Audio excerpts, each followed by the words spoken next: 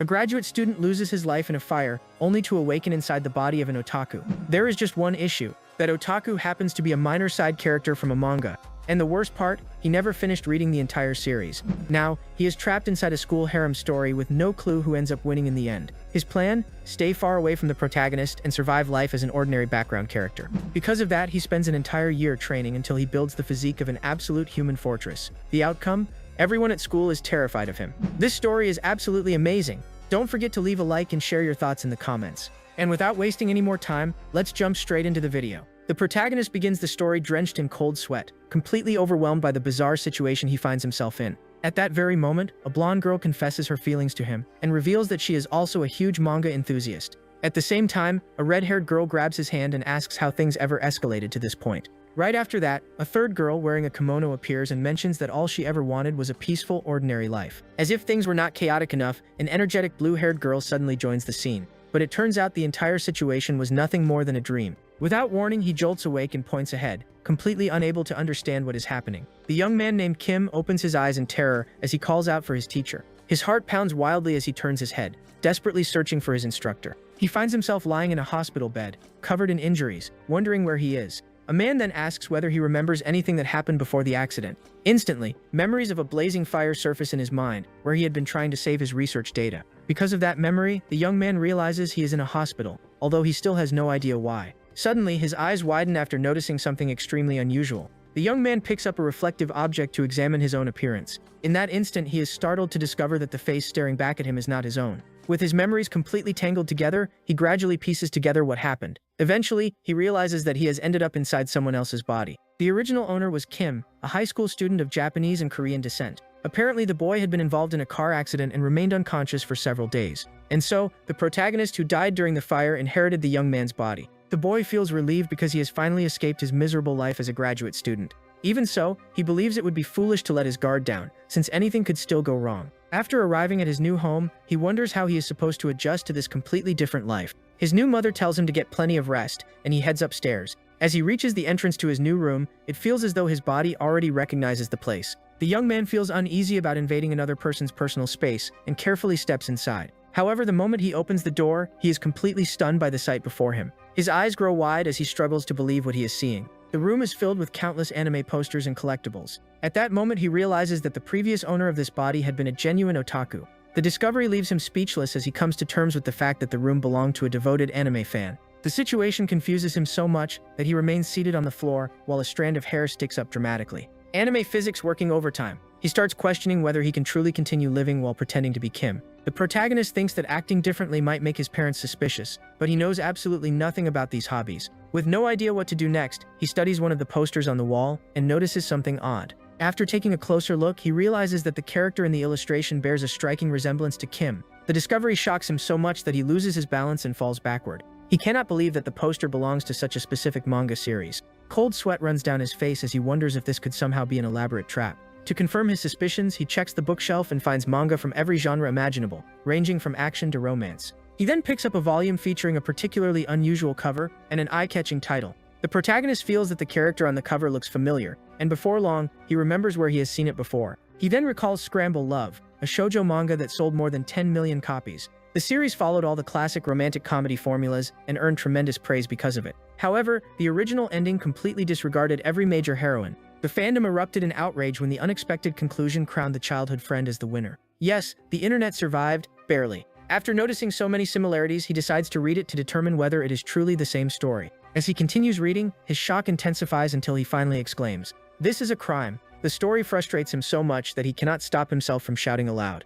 The following day, he is at a restaurant and admits that the manga was incredibly entertaining, to the point that he spent the entire night reading it. His mother then appears and asks him to help serve the customers for a while. He responds somewhat awkwardly, but she does not seem to notice, while the boy is surprised to realize that he works there. As the restaurant owner's son, he puts on an apron and starts greeting customers. Suddenly, he stares at the new arrivals with complete astonishment. He has an overwhelming feeling that he has seen those two people somewhere before. The blonde girl excitedly declares that she plans to feed him and that there is no escaping her. Possessive mode activated. She then calls out the young man's name while he appears increasingly uneasy about the entire situation. The moment Kim hears that name, he freezes as everything starts falling into place. He then realizes that those two individuals are characters from the manga Scramble Love. Unable to believe it, the protagonist confirms that the boy is Sakamoto Ryuji, the hero of the story. He remains motionless while observing them, realizing that this is not merely a case of possession. With his heart racing, the young man understands that he has become part of the world inside a book. To stop himself from completely losing his sanity, he decides to mentally organize everything that has happened. He remembers that he was once a graduate student, but after the fire, he ended up taking over Kim's body. To make matters even worse, Kim is nothing more than a side character in the manga Scramble Love. Everything happened because of that very manga he spent the entire night binge reading without taking a single break. The problem is that he never actually finished Scramble Love, meaning he has absolutely no advantage in this situation. Even though he is inside a fictional story, everything feels frighteningly real, and the central romance could still unfold exactly as intended. Because of that, he decides that as long as he stays away from Sakamoto Ryuji, the manga's protagonist, everything should be fine. With that strategy in mind, the young man plans to live peacefully as nothing more than a background character. To achieve that goal, he studies every book he can find in the room so that he can imitate Kim perfectly. He even managed to enroll in a prestigious private academy located far from home, thanks to a full scholarship. After entering the school, he also became actively involved in the student council's activities. However, despite all of that, the possession never disappeared, and it seems he will have to continue living this way. The protagonist realizes that focusing solely on academics is not enough and considers investing in stocks, but he lacks the money to do so. Then, a new idea comes to mind, and he decides to begin physical training instead. As a result, he reaches his second year of high school with a completely transformed appearance and far greater self-confidence. His entire first year flew by in the blink of an eye, and throughout that period, he trained relentlessly. The young man pushed every workout to its limit and lifted weights with near-obsessive dedication. He exercised every single day without exception, reshaping his body into something far stronger and more defined. All of that hard work and sacrifice served one single purpose: self-protection. After all, this is a manga world, and there is no telling when ghosts, aliens, or some other absurd scenario might suddenly appear. Better safe than sorry before the surprise arc drops. That is why he prepared himself for an uncertain future, rather than out of vanity or a desire to show off his strength. The young man successfully made it through his entire first year without any major issues, and hopes things remain that way. Unfortunately, everything he has just been thinking about is about to fall apart. A girl greets him with a cheerful good morning, and she turns out to be Yaguchi Maya, the main heroine of the original story. The blonde boy replies that there is nothing good about this morning for him, and that boy is none other than Sakamoto Ryuji, the original protagonist. The situation is disastrous because our hero ended up in the exact same class as Sakamoto Ryuji. He is furious since he specifically chose a distant school solely to avoid running into him. As if that were not enough, an unpleasant feeling washes over him when he hears Sakamoto Ryuji mention that he lost his wallet. Ryuji also reveals that he accidentally bumped into a girl earlier, causing our protagonist to become anxious as every romance manga cliché starts flashing through his mind. The flags are raising themselves at this point. At that moment, the teacher enters the classroom and instructs everyone to quiet down and return to their seats. He explains that he understands how chaotic the first day can be, but asks everyone to settle down. Then, he picks up his clipboard and announces that he has something important to tell the class. Everyone grows curious and waits attentively for what he is about to say. He then reveals that they have a new transfer student, and invites her to come inside. Immediately afterward, a beautiful blonde girl slowly walks into the classroom. The new student steps forward with a radiant smile and boundless energy. The other students are captivated by her beauty, and the teacher quickly calls them out for their reactions. The teacher asks everyone to treat the newcomer kindly and invites her to introduce herself. The girl introduces herself as Kishimoto Rika and mentions that she loves adorable cats and taking long naps. From his seat, the protagonist watches the scene unfold and thinks it was obvious that he would end up in the hero's class. He had already suspected that another heroine from the story would appear as a transfer student. Although he never completed the manga, he knows that Kishimoto Rika ranked first in the popularity polls, and that happened despite the fact that she was not the one who ended up with the protagonist in the story's conclusion. Fandom wars never show mercy. The teacher then points toward an empty desk and tells the new student where she should sit. Naturally, the assigned seat is right beside Sakamoto Ryuji, who does not even appear to be paying attention to the lesson. Suddenly, the blonde young man looks at the girl and recognizes her as the person he ran into earlier that morning. She recognizes him immediately as well and points at him in complete shock. Remembering the earlier incident, the young woman calls him a pervert in front of the entire class. The teacher finds the situation amusing and comments that it is probably a good thing they already know each other. The girl walks toward her desk looking visibly irritated while muttering about her classmate's shameless behavior. She then sits beside him with a look of complete rejection, leaving the young man utterly confused. The young woman turns her face away and lets out a huff, making her displeasure perfectly clear. Sakamoto Ryuji is completely bewildered by the transfer student's attitude, but at that moment, she tosses a wallet onto his desk and asks if it belongs to him. Watching the entire exchange, our protagonist realizes that he will have to endure 2 full years of situations like this. Time continues moving forward, and the classes proceed while an awkward atmosphere lingers between the two classmates. A classmate approaches him to borrow the manga magazine he had been reading. He hands it over while thinking that he wants absolutely no unexpected twists, since everything he does is for the sake of his future. He believes that even without finishing the series, he can still predict what comes next, although he also understands that manga rarely follows the most logical path. Because of that, he needs to remain vigilant at all times. That is exactly why he constantly reads the newest magazines to stay updated on current trends and common cliches. Suddenly, Sakamoto Ryuji asks Kishimoto Rika if they can speak in private, causing the atmosphere to grow tense. He explains that he needs to discuss what happened earlier that morning with her. The girl is caught off guard by the request, but eventually agrees to talk with him for a few minutes. Watching from a distance, our protagonist wonders what exactly is happening between the two of them. To avoid attracting suspicion, he announces that he is heading to the restroom, although his true intention is to follow them. With his excuse ready, he steps into the hallway and discreetly tails the main couple. Then, the young man opens the door with a serious expression, determined to uncover the entire truth. His intimidating presence is so overwhelming that he seems to be surrounded by a dark purple aura. Because of this, the other students become frightened upon seeing him and start trembling in fear. Rumors even begin spreading that he is a dangerous delinquent or perhaps a member of some shady organization. The young man thinks that trouble always manages to find him, although his intimidating appearance also makes it easier for him to go unnoticed. Without wasting any time, he hurries to spy on the situation since he has studied countless romantic comedy tropes. However, to verify whether his theories are correct, he needs to observe everything up close and gather information. In his mind, there is only one place within a school where a boy and a girl would go to have a private conversation, and he is absolutely convinced that he knows exactly where that place is. Just as he expected, the pair head toward the back of the school to talk in private. There, Sakamoto Ryuji begins apologizing desperately, insisting that he never had any bad intentions. Hidden among the bushes, our protagonist realizes that this is the classic romantic apology scene. He cannot believe that Sakamoto Ryuji adopted such an embarrassing posture, although he also admits that this is exactly what a protagonist would do. The blonde girl simply watches him with crossed arms and an obviously annoyed expression, yet she struggles to hold back a smile. Soon after, the young woman can no longer contain herself and bursts into laughter, finding the entire situation too amusing. With a playful grin, she comments that he is much more innocent than she initially thought. She then explains that she was never truly angry because she knew perfectly well that everything had been an accident. The real reason behind her behavior was that Ryuji's panicked expression had been hilarious to her. And just like that, the young man realizes that he fell victim to a prank orchestrated by Kishimoto Rika, the school's most popular girl. Our hero then concludes that this was the very first encounter event between the heroine and the protagonist. After carefully analyzing the situation, he determines that this is the textbook beginning of a romantic comedy. But suddenly, a female voice calls out his name, causing him to turn around to see who it is. A girl carrying a folding fan asks what someone destined to become the future student council secretary is doing there. She immediately accuses him of doing something shameful, such as spying on girls. This young woman is Sanji Kumiko, the student council president and a girl with the classic personality of an arrogant rival. However, he remembers that she is actually a rather tragic character, who ended up serving merely as a competitor within the story. Even so, he cannot allow any of the heroines to get too close to the protagonist. To escape the situation, he quickly picks up a small branch lying on the ground. He then claims that he was examining the branch because he thought it would look nice decorating the student council room. Kumiko stares at him suspiciously and seriously questions such a bizarre explanation. She continues observing him with obvious distrust, clearly unconvinced by such a flimsy excuse. But to everyone's surprise, the young woman gently takes the branch from his hands in a completely unexpected manner. Our protagonist is left somewhat bewildered by her reaction and cannot understand what is happening. She tells him that since he was the one who found it, she will at least place it in the meeting room. The young man thanks her while remaining amazed that such a ridiculous excuse actually worked. Task failed successfully. Afterward, the young woman asks what brought him there,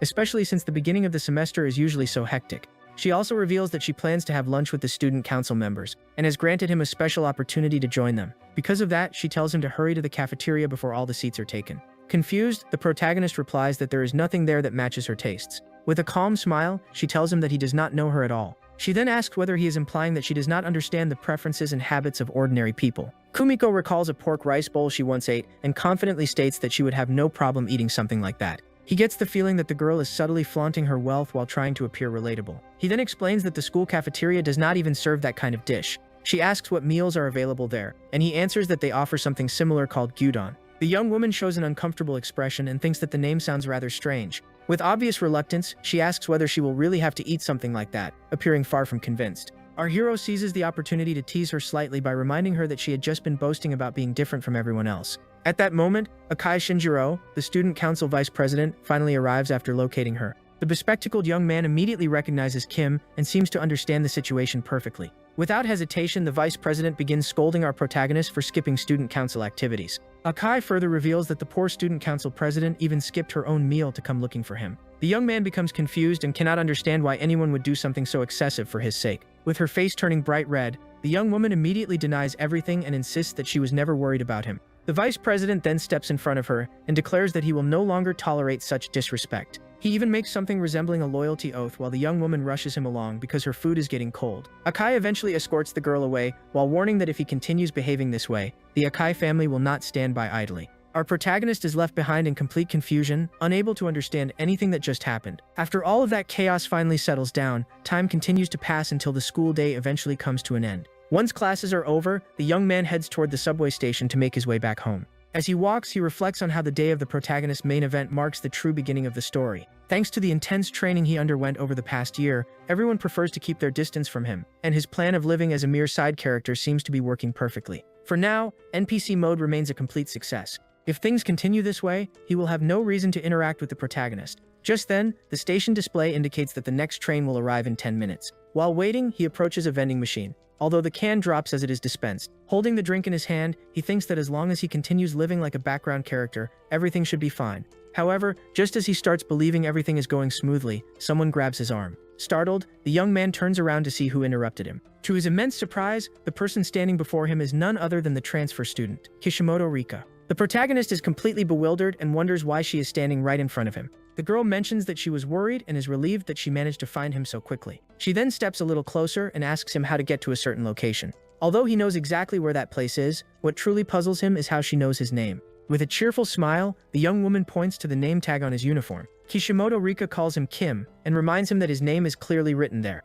The young man feels slightly embarrassed after realizing he completely overlooked such an obvious detail. The girl lets out a small laugh upon seeing his reaction and how absent-minded he can be. She then tells him that he seems like a good person and that she thought so from the very beginning. The protagonist becomes curious about that remark and wonders what made her think that. Confused, he cannot understand what the young woman is talking about or what she hopes to gain by approaching him. That is why he asks what exactly she meant and how she managed to remember him so easily. The girl replies that he has a very distinctive presence and that it would be impossible not to notice him. She also heard rumors about how he stood up against a gang and was even recruited to play baseball. And since he acted completely naturally around the queen of the class, she assumed he must be an amazing person. The boy realizes that she managed to develop a completely inaccurate impression of him in record time. The panic sets in when he understands that he has ended up getting involved with one of the heroines. The young man reflects that her kindness probably explains why she is so popular, and he wonders whether he should try to push her away. At that moment, the girl calls out to him again, pulling him away from his thoughts about the future. The young woman complains that he completely ignored her compliment, causing him to awkwardly apologize. She then asks what he thinks about it, and the boy simply thanks her for her kind words. Upon hearing that response, the young woman gives him a warm smile and continues chatting with him. He comments that most people tend to misunderstand him, but someday she will discover what he is really like. The young man adds that he may look intimidating, but he is actually a pretty nice person. With a bright smile, she suggests becoming his friend until everyone else learns to understand him. The protagonist remains silent, trying to process such an unexpected proposal. He then realizes that trying to scare her away will accomplish nothing, and decides to go along with it for now. However, in order to preserve his side character image, he accepts the offer and tells her that he is counting on her. The young woman smiles happily because everything worked out well, while he thinks that she can keep fooling herself if she wants. Then he remembers what she originally wanted to ask and notices her showing him a piece of paper with an address written on it. The girl explains that it is the location of her new home, but admits that she is completely lost when it comes to navigating the subway lines. After looking at the address, he notices that it belongs to an extremely upscale residential area, confirming that she also fits the classic wealthy girl stereotype. The young man tells her that he lives relatively nearby, meaning they will be taking the same train, and she becomes excited immediately. Her eyes sparkle at the news, and she grows genuinely thrilled by such a coincidence. The young woman asks whether his house is very close, and he replies that it is only 2 stations away. While she believes this must be fate at work, our protagonist considers it an enormous problem. The universe really loves testing this man's NPC strategy. But suddenly, he pauses as an idea comes to mind that could allow him to take advantage of the situation. The young man spent years preparing himself to survive in this world, but he possesses one fatal weakness. He never actually finished reading the original story. Because of that, he understands that information obtained directly from Kishimoto Rika will be far more valuable than anything gathered from a side character. As a result, he decides to become friends with her in order to collect information and perhaps subtly influence certain events. With a somewhat suspicious smile, he thinks that a small adjustment like this should not affect the storyline too much. Famous last words. As a friendly gesture, he offers to buy her a drink from the vending machine. The young man explains that it is his way of thanking her for becoming his friend, and the girl chooses a cola. The moment she receives the can, she opens it immediately and starts drinking enthusiastically. With a grin stretching from ear to ear, she declares that nothing beats a good soda. He asks whether she really likes cola that much, and she replies that she has not had one in a very long time because of a strict diet. The protagonist grows curious and asks about the diet she just mentioned. The young woman then shows him a photograph on her phone in which she is wearing model clothing. She reveals that she worked as a magazine model, which is why she has to be so careful about maintaining her figure. The boy comments that she looks quite different in the picture, but she quickly denies that makeup is the reason. Before the conversation can continue, he changes the subject and points out that the train has just arrived, prompting her to protest that he is playing unfair. As the train pulls into the station, their little argument is interrupted. Once they step inside the train car, several people begin commenting on the protagonist's intimidating appearance. All of the passengers seem frightened by him and move away, creating a massive empty space around him. Social distancing before it was trendy. The girl jokes that thanks to him, they managed to discover a shortcut, but he completely disagrees with that statement. The young man then pulls out a subway map to determine the best route for guiding his new friend home. He starts leading her through the station, but the girl soon becomes a bit disoriented and struggles to keep up with him. Urban navigation clearly isn't one of her hidden talents. When the train finally reaches his station, the young woman asks whether he plans to leave her behind. He explains that this is where he has to get off and that her destination is still 2 stations away. Just before the doors close, the blonde girl calls out his name once again. She waves goodbye and tells him that she will be relying on him tomorrow as well, right before the train doors shut. Standing alone on the platform, he wonders what exactly she meant by tomorrow too. The protagonist remains frozen in place, unable to understand where this entire situation is heading. The following day during lunchtime, the students happily make their way toward the cafeteria. The young man stays outside by himself and realizes that he forgot his lunch at home. Although fortunately, he finds a lunchbox filled with kimbap inside his bag. Picking up his chopsticks, he grabs one of the rolls, ready to finally enjoy his meal. But at that exact moment, someone calls out to him, and he turns around in surprise to see who it is. It turns out to be Kishimoto Rika, who finds him completely alone and seems genuinely concerned. She then asks him, with a sympathetic expression, whether he always eats lunch by himself. He explains that he does it to avoid making others uncomfortable, but she insists that he should eat with company instead.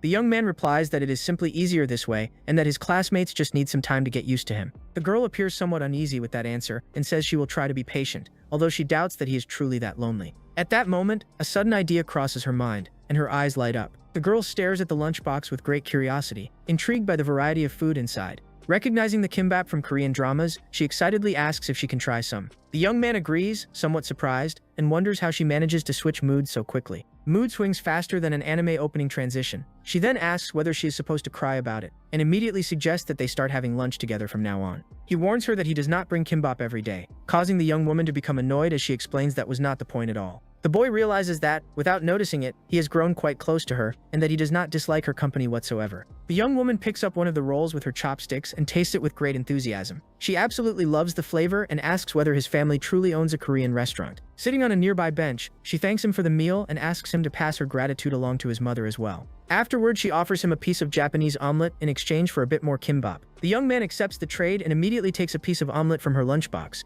Using his chopsticks, he brings the food to his mouth, ready to sample the Japanese dish. However, the moment he tastes it, his expression shifts completely from curiosity to utter shock. In his imagination, it feels as though someone dumped an entire jar of sugar onto the food, leading him to conclude that it is unbelievably sweet. The boy asks how much sugar she used, and she replies, "I only added what felt like the right amount." He tells her that consuming that much sweetness is not healthy, and promises that next time he will prepare a Korean-style omelet without sugar. The young woman asks what ingredients he uses for that, and when he answers that he simply adds salt, she is left utterly stunned. She calls him weird, while he privately thinks that her taste buds are the truly defective ones for enjoying something so sweet. The atmosphere becomes slightly awkward, and a strange silence settles between them. Suddenly, he glances toward the parking area and notices the student council president standing there alongside her vice president. The president appears especially anxious and unsettled about something happening nearby. Kishimoto Rika also notices them and looks in the same direction. In the president's mind, perhaps heaven could forgive certain acceptable relationships between students. But as the student council president, she could never allow such a thing.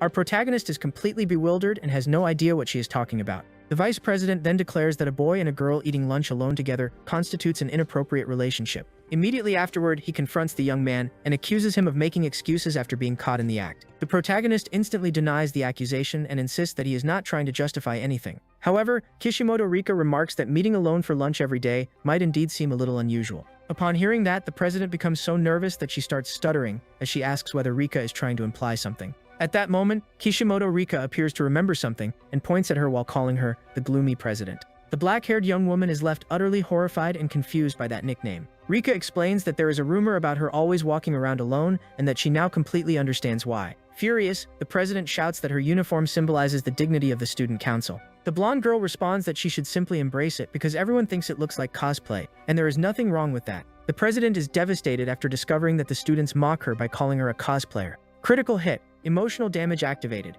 Observing her reaction, Kishimoto Rika realizes that she may have taken the joke a little too far. The young woman then declares that she will let the matter slide this time, although she warns that one day she will return to settle the score. Embarrassed, she runs away from the scene while her vice president follows behind, unable to understand what just happened. The bespectacled young man shouts for her to wait, and the two quickly disappear from sight. Kishimoto Rika then asks her friend what exactly she did wrong, and he admits that he has no idea either. The bell rings, signaling the end of lunch, and everyone returns to their respective classrooms. After classes conclude, our protagonist remains alone at his desk, completely absorbed in his thoughts. Suddenly, a female voice calls out to him, prompting him to turn around to see who it is. Kishimoto Rika appears with her backpack and asks why he still has not gone home. She notices a student club guidebook resting on his desk, and he explains that he wants to join a club since he now has some free time. The girl then suggests that they visit a few clubs together that very afternoon. It seems that his plan to remain a simple side character keeps running into persistent obstacles. She explains that it is much better to experience the clubs firsthand, and the boy admits that her reasoning makes sense.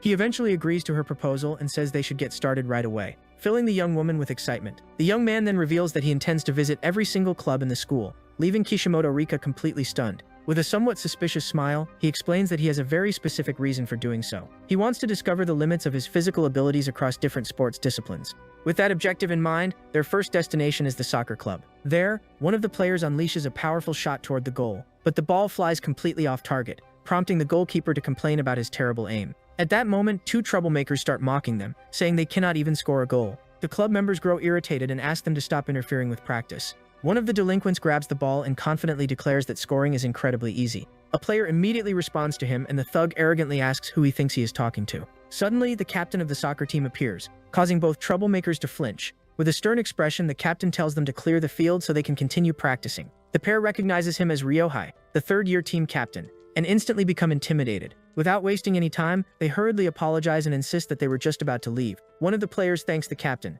mentioning that those guys had been causing trouble non-stop. The team leader then asks about the first-year students, and the player replies that none of them seem particularly promising. The captain appears worried because they dream of winning the national championship, but they lack exceptional talent. He believes that one outstanding rookie could completely change the team's fate. Meanwhile, the two troublemakers walk away from the field, still annoyed by what happened. One suggests coming back later to teach them a lesson, but his companion tells him to do it alone if he is so brave. He then mocks his supposed dream of ruling the school and calls him a coward. The other responds that fights are not won through physical strength alone, but also through experience. As they continue arguing, one of them accidentally bumps into someone. Annoyed by the collision, he turns around, ready to complain. However, he freezes upon realizing that the person he bumped into is our protagonist. The young man stares at him with an intimidating gaze and asks whether he would like to repeat what he just said. The two troublemakers recognize him immediately and become paralyzed with fear. Without daring to utter a single word, they run away in complete panic. Screaming desperately, they flee for their lives. Kishimoto Rika and our protagonist remain standing there, unable to comprehend what just happened before their eyes.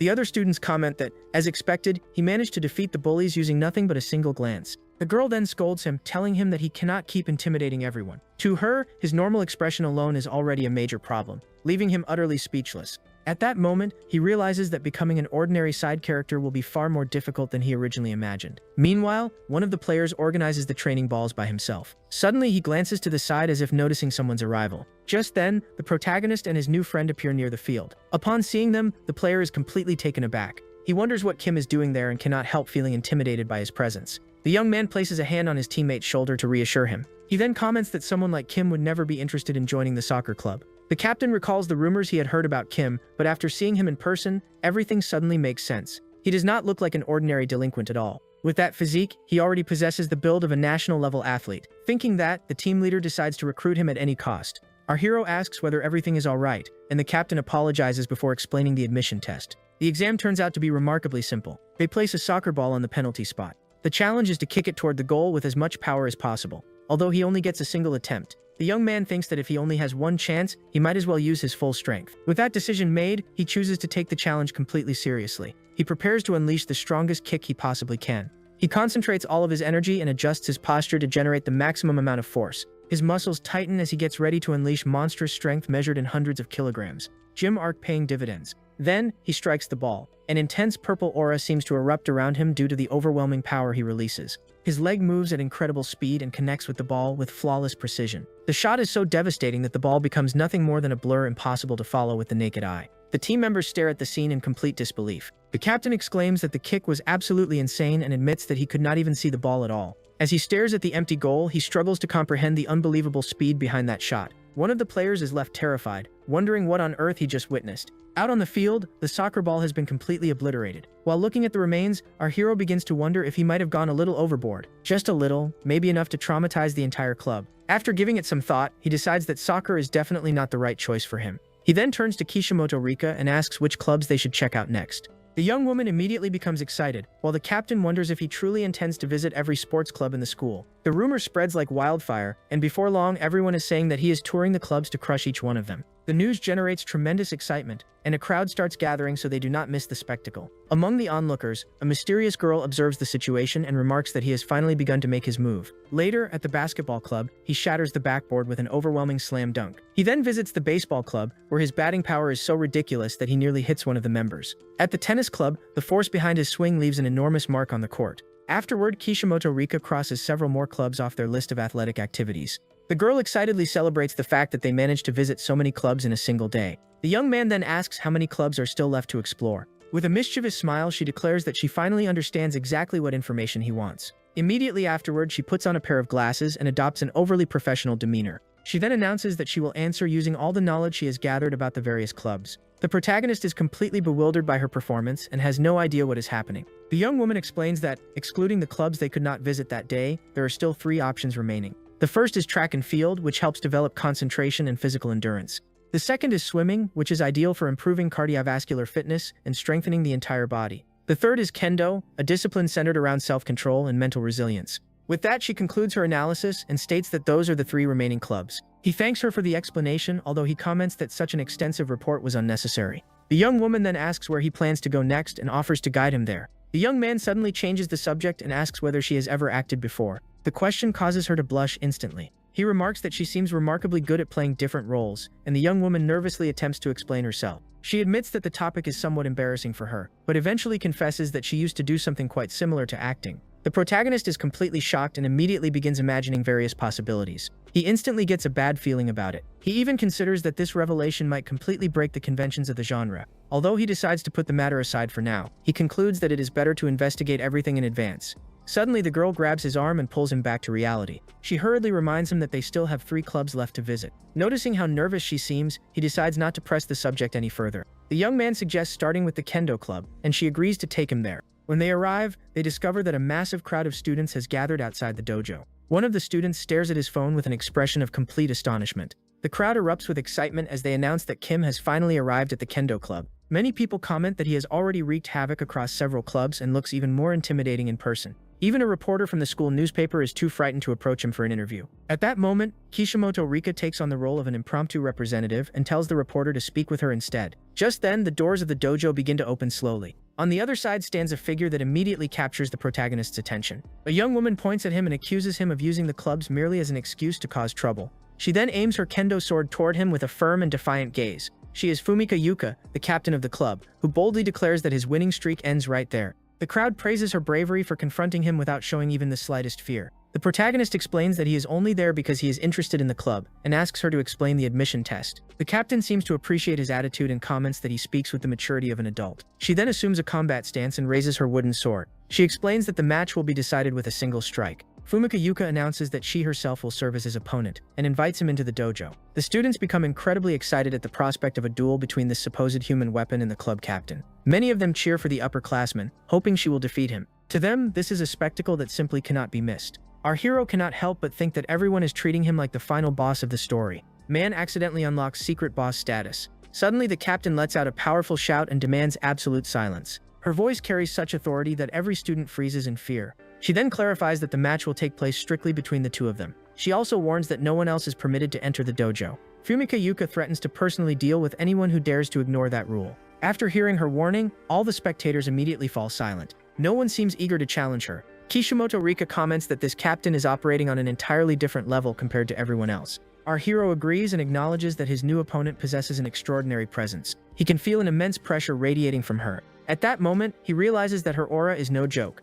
The protagonist asks Kishimoto Rika to wait outside because he will be back shortly. With everything decided, he enters the dojo alone to face the challenge. The captain asks whether he is certain that he does not need protective gear. He replies that armor in his size probably does not exist, prompting her to remove her own equipment as well. The young man accepts the condition, although he warns her that he will not be responsible if she ends up getting hurt. The girl lets out a small laugh and remarks that he says some truly amusing things while adjusting her grip on the sword. She confidently assures him that he will not even manage to touch her uniform. With unwavering confidence in her eyes, she takes her stance and prepares for the match to begin. With everything set, the long-awaited duel between the two finally commences inside the dojo. The captain charges forward with incredible speed, but our hero successfully blocks the attack using his own sword. She acknowledges his skill and comments that, for an ordinary street delinquent, he fights surprisingly well. However, the young woman adds that, in the end, he is still nothing more than a regular person. He then dodges one of her attacks with such incredible speed that it is almost impossible to perceive. The girl continues her offensive and manages to shatter his wooden sword with her own. Immediately afterward, she unleashes a flashing technique that blinds him for a brief moment. Taking advantage of her opponent's impaired vision, she prepares to deliver the finishing blow and end the match. But the young man narrowly evades the attack at the very last second, leaving the captain utterly astonished. Our hero says nothing and simply watches her with a serious expression. She calls him a foolish boy and claims that he cannot even break through such a basic magical circle. The captain launches another assault while the protagonist remains calm and completely still. Suddenly, he extends his hand and catches her sword using nothing but his fingers. With an expression of absolute disbelief, the young man reveals a fraction of his true power and disarms her instantly. The young woman is left frozen in shock, unable to comprehend what has just occurred. Then our hero takes hold of the sword and delivers a precise strike to her chest. She feels an overwhelming pressure and cannot understand what truly happened during the exchange. The protagonist begins to wonder whether she had been deliberately holding back throughout the fight. The captain realizes that she underestimated him, and that if the battle continues, she will be the one in danger. With that in mind, she decides to bring the duel to an end with her next attack. Using a secret technique passed down through her clan,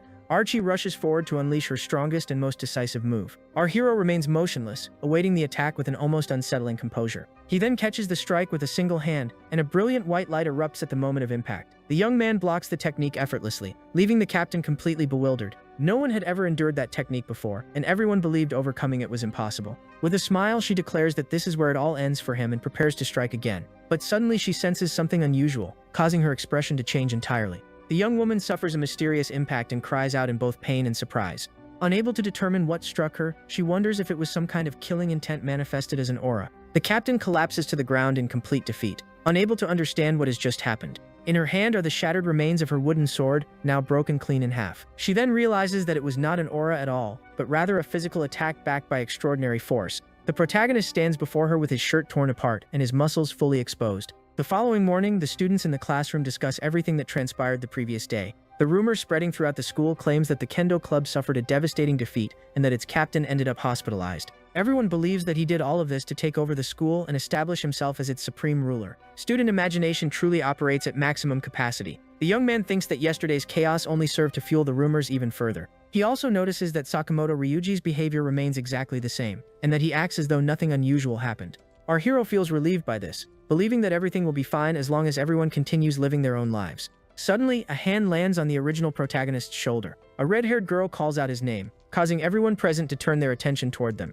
Immediately afterward, she loudly orders him to step outside the classroom without making any excuses. The students look confused and recognize her as Tojo Karen, a member of the kendo club. Sakamoto Ryuji asks why she is looking for him and what exactly she wants. The young woman accuses him of assaulting a first-year student from the kendo club and confronts him directly. He insists that this is all a huge misunderstanding, but the girl refuses to believe a single word. At that moment, another student rises from her seat and asks the red-haired girl to wait a moment. The kendo club member asks who she is, and the young woman decides to respond to the accusation herself. She explains that several members of the club forcibly dragged her into an alleyway. It was at that exact moment that Sakamoto Ryuji appeared and rescued her from those troublesome individuals. The green-haired girl asks with obvious frustration whether she still believes that everything was his fault. Upon hearing this, the other young woman realizes that Sakamoto Ryuji was not responsible for the incident. She begins reflecting on the situation and understands that the true culprits were members of her own club. But suddenly, the girl's expression changes, and she points directly at the blonde young man. With her face completely flushed, she asks him to become her boyfriend, and promises to make him the happiest man in the world. The original protagonist becomes entirely speechless and frozen by such an unexpected confession. The other young woman is equally confused and cannot understand what is happening at all. Sakamoto Ryuji remains stunned as the red-haired girl moves increasingly closer to him. Our hero watches the scene unfold and thinks that this confession attack is unbelievably devastating. Emotional critical hit. There was absolutely no defense against that. Riko observes everything with sparkling eyes and lets out a small cry of excitement. He then exclaims that Tojo Karen is incredibly cool and completely admires her bravery. The red-haired girl's confession quickly becomes the main topic of discussion, and everyone starts speculating about what will happen next. One student places his bet on Akushi, claiming that she is kind and has an impressive physique. But another classmate disagrees and says, the tough girl who turns into an obedient pet is obviously the best. Here's the adapted text following all the requested rules. Our hero watches everything unfold from a distance and thinks people are still way too excited about what happened. He reflects that if the girl managed to gather enough courage to confess, then she must have chosen the perfect timing. Suddenly, Kishimoto Rika calls out Ryuji's name, leaving the young man slightly puzzled. She then asks him directly who he believes Sakamoto Ryuji will eventually end up dating. The boy replies that he honestly has no idea, and the girl complains that his answer is way too boring. Even so, deep down he knows that in the original story, the protagonist was destined to end up with his childhood friend. Out of nowhere, Kishimoto Rika cuts him off and confidently declares that she already knows who the protagonist will date. The blonde girl reveals that, according to the manga, Sakamoto Ryuji ends up in a relationship with the red-haired Tojo. But she has one condition. She wants to be the only person allowed to give romantic advice to her new friend. He asks whether she is truly that certain, and the girl proudly claims to be an expert when it comes to love. Kishimoto Rika insists that people line up just to receive her advice, while he quietly thinks she has an incredibly inflated sense of confidence. The young woman gets annoyed and insists she knows exactly how talented she is, though the protagonist still wonders where all that self-assurance comes from. With an adorable expression, she asks him to pay more attention to her instead of focusing so much on everyone else. The following day, the sun shines brightly as another school day begins. As he arrives at the classroom, our hero pushes open the door and steps inside. With a serious look on his face, he scans the room while appearing slightly uneasy. He soon notices Tojo sitting by herself and is surprised to see her there. A classmate greets him, prompting the young man to ask why Tojo is in their classroom. His friend explains that she spent the entire weekend persistently trying to apologize to Sakamoto Ryuji. The protagonist remarks that inviting him out for lunch is practically the same as asking him on a date, and his friend agrees. Afterward, the boy asks whether he has heard the rumor claiming that she is the daughter of someone extremely important. His classmate then reveals that Tojo Karen is the daughter of the leader of the infamous Doikai group. Our hero realizes that it is essentially an underground organization, and his friend confirms that it is basically the mafia. The young man comments that it sounds completely insane, but his companion notices that he does not seem all that shocked. His friend adds that even if the rumor is true, it changes absolutely nothing for ordinary students like them. He jokingly says he should start calling him boss from now on, though our hero finds the idea rather strange. The protagonist concludes that in a manga world, having the daughter of a criminal leader around is not all that unbelievable. Suddenly, Tojo appears once again and stubbornly insists that Sakamoto Ryuji accept her apology. At that moment, the original hero's childhood friend steps in and tells her to stop pushing the issue. The red-haired girl becomes furious and yells that the matter has absolutely nothing to do with her. Meanwhile, other students complain about their terrible luck in romance, causing the young man to wonder whether this situation should actually be considered fortunate. Tojo's relentless pursuit continues, and she even barges into the classroom demanding an answer regarding their date. She refuses to give up and goes as far as tracking him down in the locker room just to get a response. Later, in the hallway, she corners him and firmly declares that he will be having a meal with her that weekend. After enduring her persistence for so long, Sakamoto Ryuji finally begs her to leave him alone. During lunch, Kishimoto Rika asks our hero what his plans are for Golden Week. He answers that he intends to help out at his family's restaurant, and she praises him for being such a responsible son. The young woman then unexpectedly invites him to visit her house, leaving him genuinely surprised. She explains that she knows how much he enjoys manga and mentions that she has an enormous collection they can read together. Smiling brightly, she comments that her father's collection is large enough to fill an entire bookstore. The young man accepts the invitation, and the girl enthusiastically tells him to contact her whenever he wants. At that moment, something suddenly clicks in the protagonist's mind. Kishimoto Rika also seems to realize something, and her expression shifts as a new thought crosses her mind. He points out that despite being incredibly slim, she eats an astonishing amount of food, and the young woman casually replies that this is perfectly normal for her. She explains that gaining weight is difficult for her, which is why she eats generously at lunch to avoid snacking later. With a mischievous grin, the girl reveals that everything she eats somehow turns into curves. Critical emotional damage. The poor guy was not equipped for that information. The young man freezes completely, unable to form a single response after hearing such an unexpected comment from his friend. She calls him weird and admits that the whole thing had been a trap. The blonde girl laughs at the situation, but suddenly her expression changes completely. Her eyes widen dramatically as though she has just witnessed something unbelievable. Tojo takes a seat at their table, leaving Kishimoto Rika utterly stunned by her appearance. The blonde girl immediately senses the perfect opportunity and rises to her feet full of excitement. She approaches the red-haired girl and calls her by name. The redhead asks who she is, and the blonde introduces herself as Kishimoto Rika. She then remarks that Tojo appears to be dealing with a problem and offers to help solve it. The red-haired girl becomes incredibly nervous and starts stammering without knowing how to respond. Eventually, she admits that she has heard rumors about Kishimoto Rika being exceptionally skilled at giving romantic advice. Tojo asks how she figured out what her problem was, and Kishimoto Rika replies that she constantly sees her chasing after Sakamoto Ryuji. The girl instantly blushes, grabs Kishimoto Rika, and orders her to be quiet, while our hero is startled by the scene unfolding before him. The blonde comments that the timing is perfect because she had actually wanted to speak with Tojo herself. The red-haired girl blushes even harder and concludes that the other girl must also be seeking love advice. After classes end, our hero walks home while thinking that Kishimoto Rika is having way too much fun with all of this. Professional Matchmaker DLC unlocked. Later that day, the blonde girl arranges a meeting for the following day, and the redhead agrees without any hesitation. He recalls that in the original storyline, the two of them were nothing more than rivals, making their current behavior feel incredibly unusual. Even so, he decides to stop overthinking the matter, and heads to the gym for a workout session. Upon arriving, he is startled by the amount of noise, and quickly realizes that everyone is training with unbelievable intensity. Yeah, this looked less like a workout and more like preparation for the final boss battle. As he scans the room, he wonders why the atmosphere is so chaotic when someone suddenly calls out his name. The young man turns around in surprise and discovers that it is Fumika Yuka, the captain of the kendo club. With a look of astonishment, he immediately recognizes her from the duel they had in the school's dojo. The protagonist then asks if she is really the same person standing before him at the gym. The young woman explains that her club practices are no longer enough for her and that she had no idea he trained there as well. He feels somewhat uncomfortable and realizes that her presence perfectly explains why everyone seems so excited. Additionally, the young man notices that she is attractive enough to cause such a commotion. He asks whether she lives nearby, and the young woman reveals that she recently moved into the area. Our hero is surprised by the news, but at that very moment, someone enthusiastically declares that this is fantastic news. The gym owner, Nakayama Yujiro, suddenly appears and once again addresses the protagonist as boss. He then asks him to teach Fuma how to train since they both attend the same school. The owner quietly whispers that the girl seems interested in him and that he should make the most of the opportunity. The young man replies that he will take things slowly, believing that the owner has completely misunderstood the situation. The three of them stand there observing the various machines and weights scattered throughout the gym. Then, the owner suggests starting with 220 kilograms, leaving Fuma utterly shocked by the number. Trying to reassure her, he comments that in over 20 years, he has never encountered a beast like Kim. With that said, our hero firmly grips the barbell and prepares to begin his workout. The muscles in his legs tighten as he positions himself to lift the weight. The gym owner smiles proudly as he witnesses such an incredible display of strength. With a grunt of effort, the young man raises the bar with astonishing ease. The kendo captain is left completely speechless by the overwhelming power she has just witnessed. The owner insists that the weight is far too light and increases the load to 270 kilograms.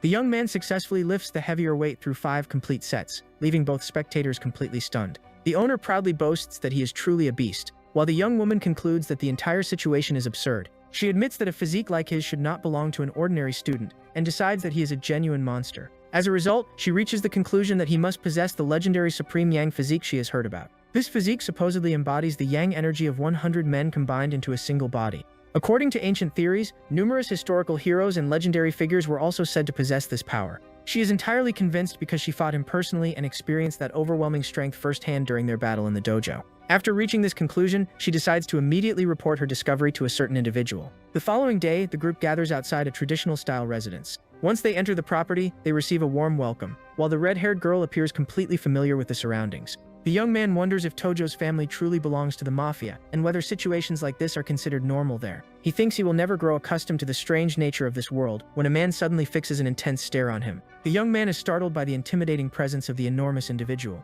Immediately afterward, the man accuses him of being a spy sent by a rival organization and orders the young woman to step aside. The red-haired girl immediately scolds him and explains that her friends came to help her. Our hero feels frustrated and thinks he has done absolutely nothing to deserve such treatment. Once inside the house, the man apologizes for the behavior of his subordinates. The young man responds that it is not a problem and comments that misunderstandings like these happen to him quite often. He attempts to quietly excuse himself from the gathering, but Kishimoto Rika insists that a boy's perspective is important as well. She then explains to Tojo that one of the best ways to express feelings is through cooking. The blonde confidently proclaims herself a love expert, while our hero experiences overwhelming secondhand embarrassment. Emotional damage level, critical. With excitement, she asks whether everyone is ready to start cooking, and the group agrees. Time passes quickly as they enjoy the entertaining cooking session together. With her face completely flushed, the red-haired girl finally announces that she has finished preparing her dish. Proudly, she presents the first lunchbox she has ever made, and Kishimoto Reka praises her hard work. In a brief flashback to the cooking lesson, our hero had warned her to be careful with the fire, but the food still ended up burnt, making him think that lunchbox resembled a weapon of mass destruction. Feeling hungry, he offers to cook something himself, surprising both girls. With complete confidence, the protagonist tells them to leave everything to him. He then begins cooking, and a massive burst of flames erupts from the pan, showcasing his impressive skills. The two girls watch with wide eyes as they witness their friend's culinary talent. Within just a few minutes, he finishes the dish and announces that the meal is ready. The young women taste the food and are amazed by how delicious it is. Kishimoto Rika asks when he learned to cook so well, and the young man explains that he started during his first year. He shares that his mother used to wake up before dawn every day to prepare meals, but he felt guilty watching her do so. Because of that, he decided to teach himself how to cook, and Kishimoto Rika is deeply moved after hearing the story. He then asks who prepares her lunches, and the young woman replies that her mother does, giving him the perfect opportunity to tease her a little. Suddenly, the blonde remembers that she has something she wants to give Tojo, leaving the other girl confused. She then hands her a gift and explains that she bought makeup especially for her new friend. In addition, Kishimoto Rika prepared a complete skincare routine guide, and Tojo awkwardly thanks her for the thoughtful gesture. The young woman remarks that they should start by practicing makeup before heading out to buy some new clothes. Kishimoto Rika then points out that Karen's usual fashion sense at school is a little unusual.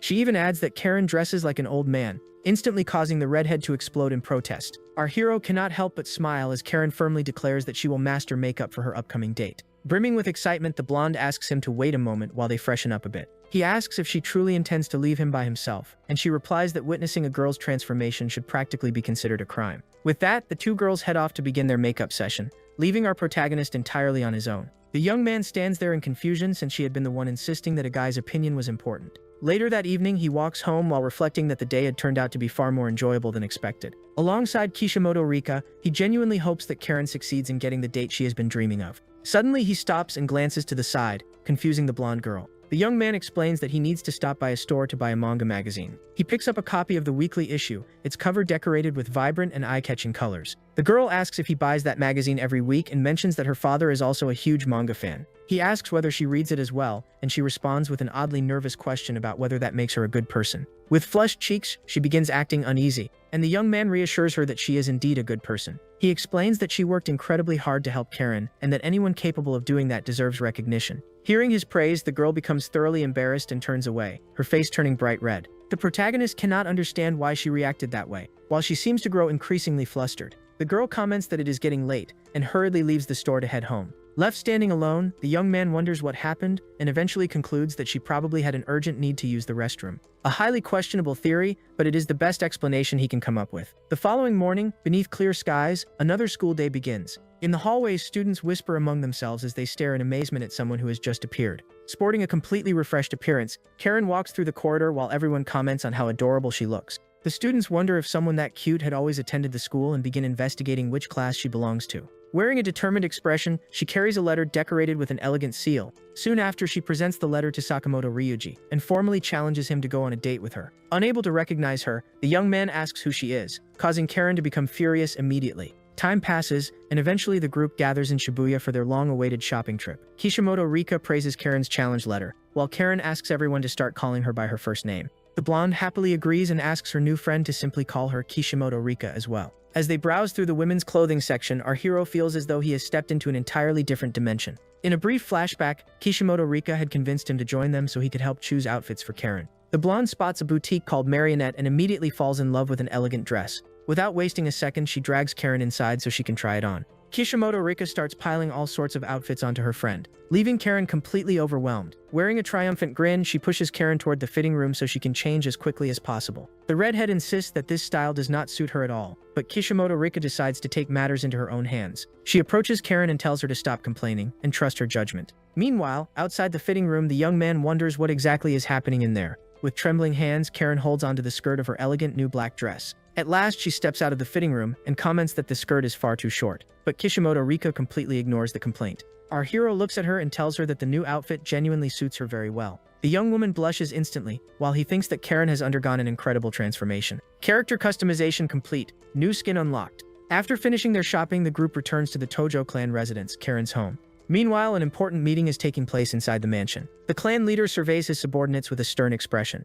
This man is Tojo Natsutada, the sixth head of the clan and Karen's excessively protective father. He is better known by the fearsome nickname Red Sea, a title capable of intimidating anyone. Suddenly, he drives a knife into the table and announces that his daughter has found a suitor. The people present react with outrage and demand to know which delinquent dared approach her. Karen's father declares that he will never hand his daughter over to some random stranger and summons his assistant. He then asks for the young man's name, and his right-hand man confirms that it is Sakamoto Ryuji. The assistant reports that this is the same Sakamoto Ryuji, who attends the same private school as Karen. Furthermore, he explains that Karen wanted to visit a beauty salon, and that he personally escorted her there. As if that were not enough, he presents her credit card history, which is filled with purchases from clothing stores. After reviewing all the evidence, he concludes that Karen definitely has a date scheduled. Upon hearing this, the father erupts with rage. The clan leader bellows Sakamoto Ryuji's name while his subordinates desperately try to calm him down. With hatred visible in his eyes, he orders every available clan member to assemble over the weekend. Their mission will be to discreetly watch over Karen and prevent Sakamoto Ryuji from attempting anything suspicious.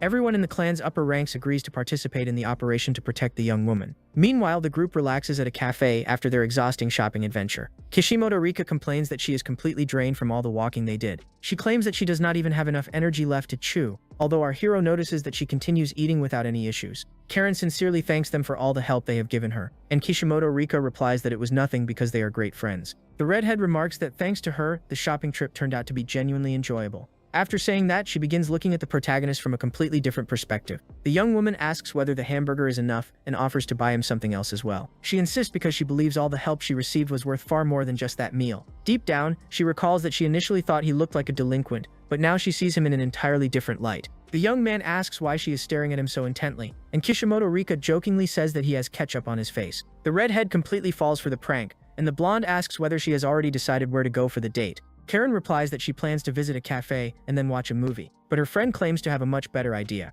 Kishimoto Rika suddenly exclaims that Karen is being far too naive, startling her with the abrupt outburst. The blonde explains that she will never win a guy's heart by doing exactly what everyone else does. With a mischievous grin, she shows them a photo of an aquarium on her phone. Kishimoto Rika begins describing massive shimmering waves and fish swimming among colorful coral reefs. She adds that the perfect lighting and romantic atmosphere make it the ideal setting for a meaningful conversation. The blonde insists that Karen should trust her completely, and our hero simply cannot believe what he is hearing. With all the preparations complete, the day finally comes to an end as the sun disappears beyond the horizon. Kishimoto Rika says goodbye to Karen and wishes her the best of luck on tomorrow's date. The redhead sincerely thanks them and waves farewell to the two friends who helped her so much. After Karen leaves, our hero and Kishimoto Rika continue walking together. The young woman asks what his plans are for tomorrow, and he replies that he intends to stay home reading manga. Upon hearing that, she suddenly comes up with an idea, following Karen during her date. The suggestion leaves the young man utterly stunned. Kishimoto Rika insists that they have a responsibility to make sure their friend is happy, eventually persuading him to agree. The girl excitedly celebrates their newly formed partnership, and thus the rather unusual espionage team of Kishimoto Rika and our hero is born. The next morning, the sun rises once again, marking the arrival of the long-awaited date day. In one corner of the city, two girls stare ahead with expressions of surprise. One of them is Sakamoto Ryuji's childhood friend, who appears especially shocked by something. Not far away, Karen's father also appears, his intimidating aura frightening even a nearby child. While his subordinates prepare to monitor his beloved daughter's first date, Karen nervously waits while clutching a gift wrapped in purple paper. Soon afterward, Sakamoto Ryuji arrives, greeting her with a wave and calling her by her family name, Tojo. With a gentle smile, he apologizes for being late and asks whether she has been waiting long. Blushing, the young woman answers that she has only just arrived and that it is not a problem at all. An awkward silence settles between them, and Sakamoto Ryuji struggles to keep the conversation going. The young man then compliments her casual outfit, catching her completely off guard. After shyly thanking him, the two begin walking together on their long-awaited date. She suggests getting something to drink while planning out the rest of their day, and he readily agrees. The young man offers to carry her gift while someone watches them from a distance. Hidden inside a well-concealed alleyway, our hero and Kishimoto Rika discreetly spy on the couple. The protagonist quickens his pace to keep up with them, while Kishimoto Rika rushes after him to avoid being left behind. Meanwhile, the couple heads toward a popular cafe, looking genuinely excited. From afar, Karen's father observes the entire scene with an expression filled with hatred and disapproval. Suddenly, he explodes with anger upon realizing that the boy made his daughter wait for a full 5 minutes. To him, that was already an unforgivable offense. One of his subordinates warns him that civilians are beginning to stare at them suspiciously, leaving the clan leader surprised. The assistant explains that 9 people tailing a couple attracts far too much attention and suggests splitting into pairs. The boss accepts the proposal and orders everyone to operate in teams of 2 from that point onward. Meanwhile, inside the cafe, the atmosphere between the two young people feels calm and surprisingly romantic. For dessert, they are served an enormous and delicious strawberry parfait. Kishimoto Rika becomes incredibly excited at the sight of it, while our hero seriously doubts she can finish it. The young woman teases him by asking if he would not even be capable of finishing a single parfait. However, our hero senses that something is off and starts carefully observing the other customers. He points out that the place is packed with middle-aged men who look highly suspicious. He soon begins suspecting that every one of them is somehow connected to the Tojo family. His attention eventually settles on one specific individual, Karen's overprotective father. He thinks the wig the man is wearing looks ridiculous, although he also notices the strong resemblance to Karen. Right then, he overhears Karen and Sakamoto Ryuji talking about the dolphins at the city's aquarium. The couple agrees that the dolphins will be the very first thing they visit upon arriving there. With a radiant smile, the young woman remarks, "Today is going to be amazing." Our hero grows tense, thinking that with so many spies following them, this date will not have an easy time succeeding. After finishing dessert, the pair head to Shibuya Station to catch the next train. Inside the overcrowded train car, Karen eventually falls asleep on Sakamoto Ryuji's shoulder due to exhaustion. Meanwhile, our hero shields Kishimoto Rika from the pushing crowd as the train doors begin to close. The young woman is startled by the pressure of the packed passengers, while others complain about the lack of space. She thinks she is far too close to Ryu and never expected the train to be this crowded. Personal space has officially left the chat. The young man immediately notices how uncomfortable she feels. He tells her to endure it just a little longer, and she shyly agrees. When the doors finally open, the surge of passengers nearly sweeps Kishimoto Rika away amid the chaos. Worried about losing sight of the couple, he asks her to hold his hand so they do not get separated. Holding her hand firmly, he guides her through the crowd until they manage to get off the train without any trouble.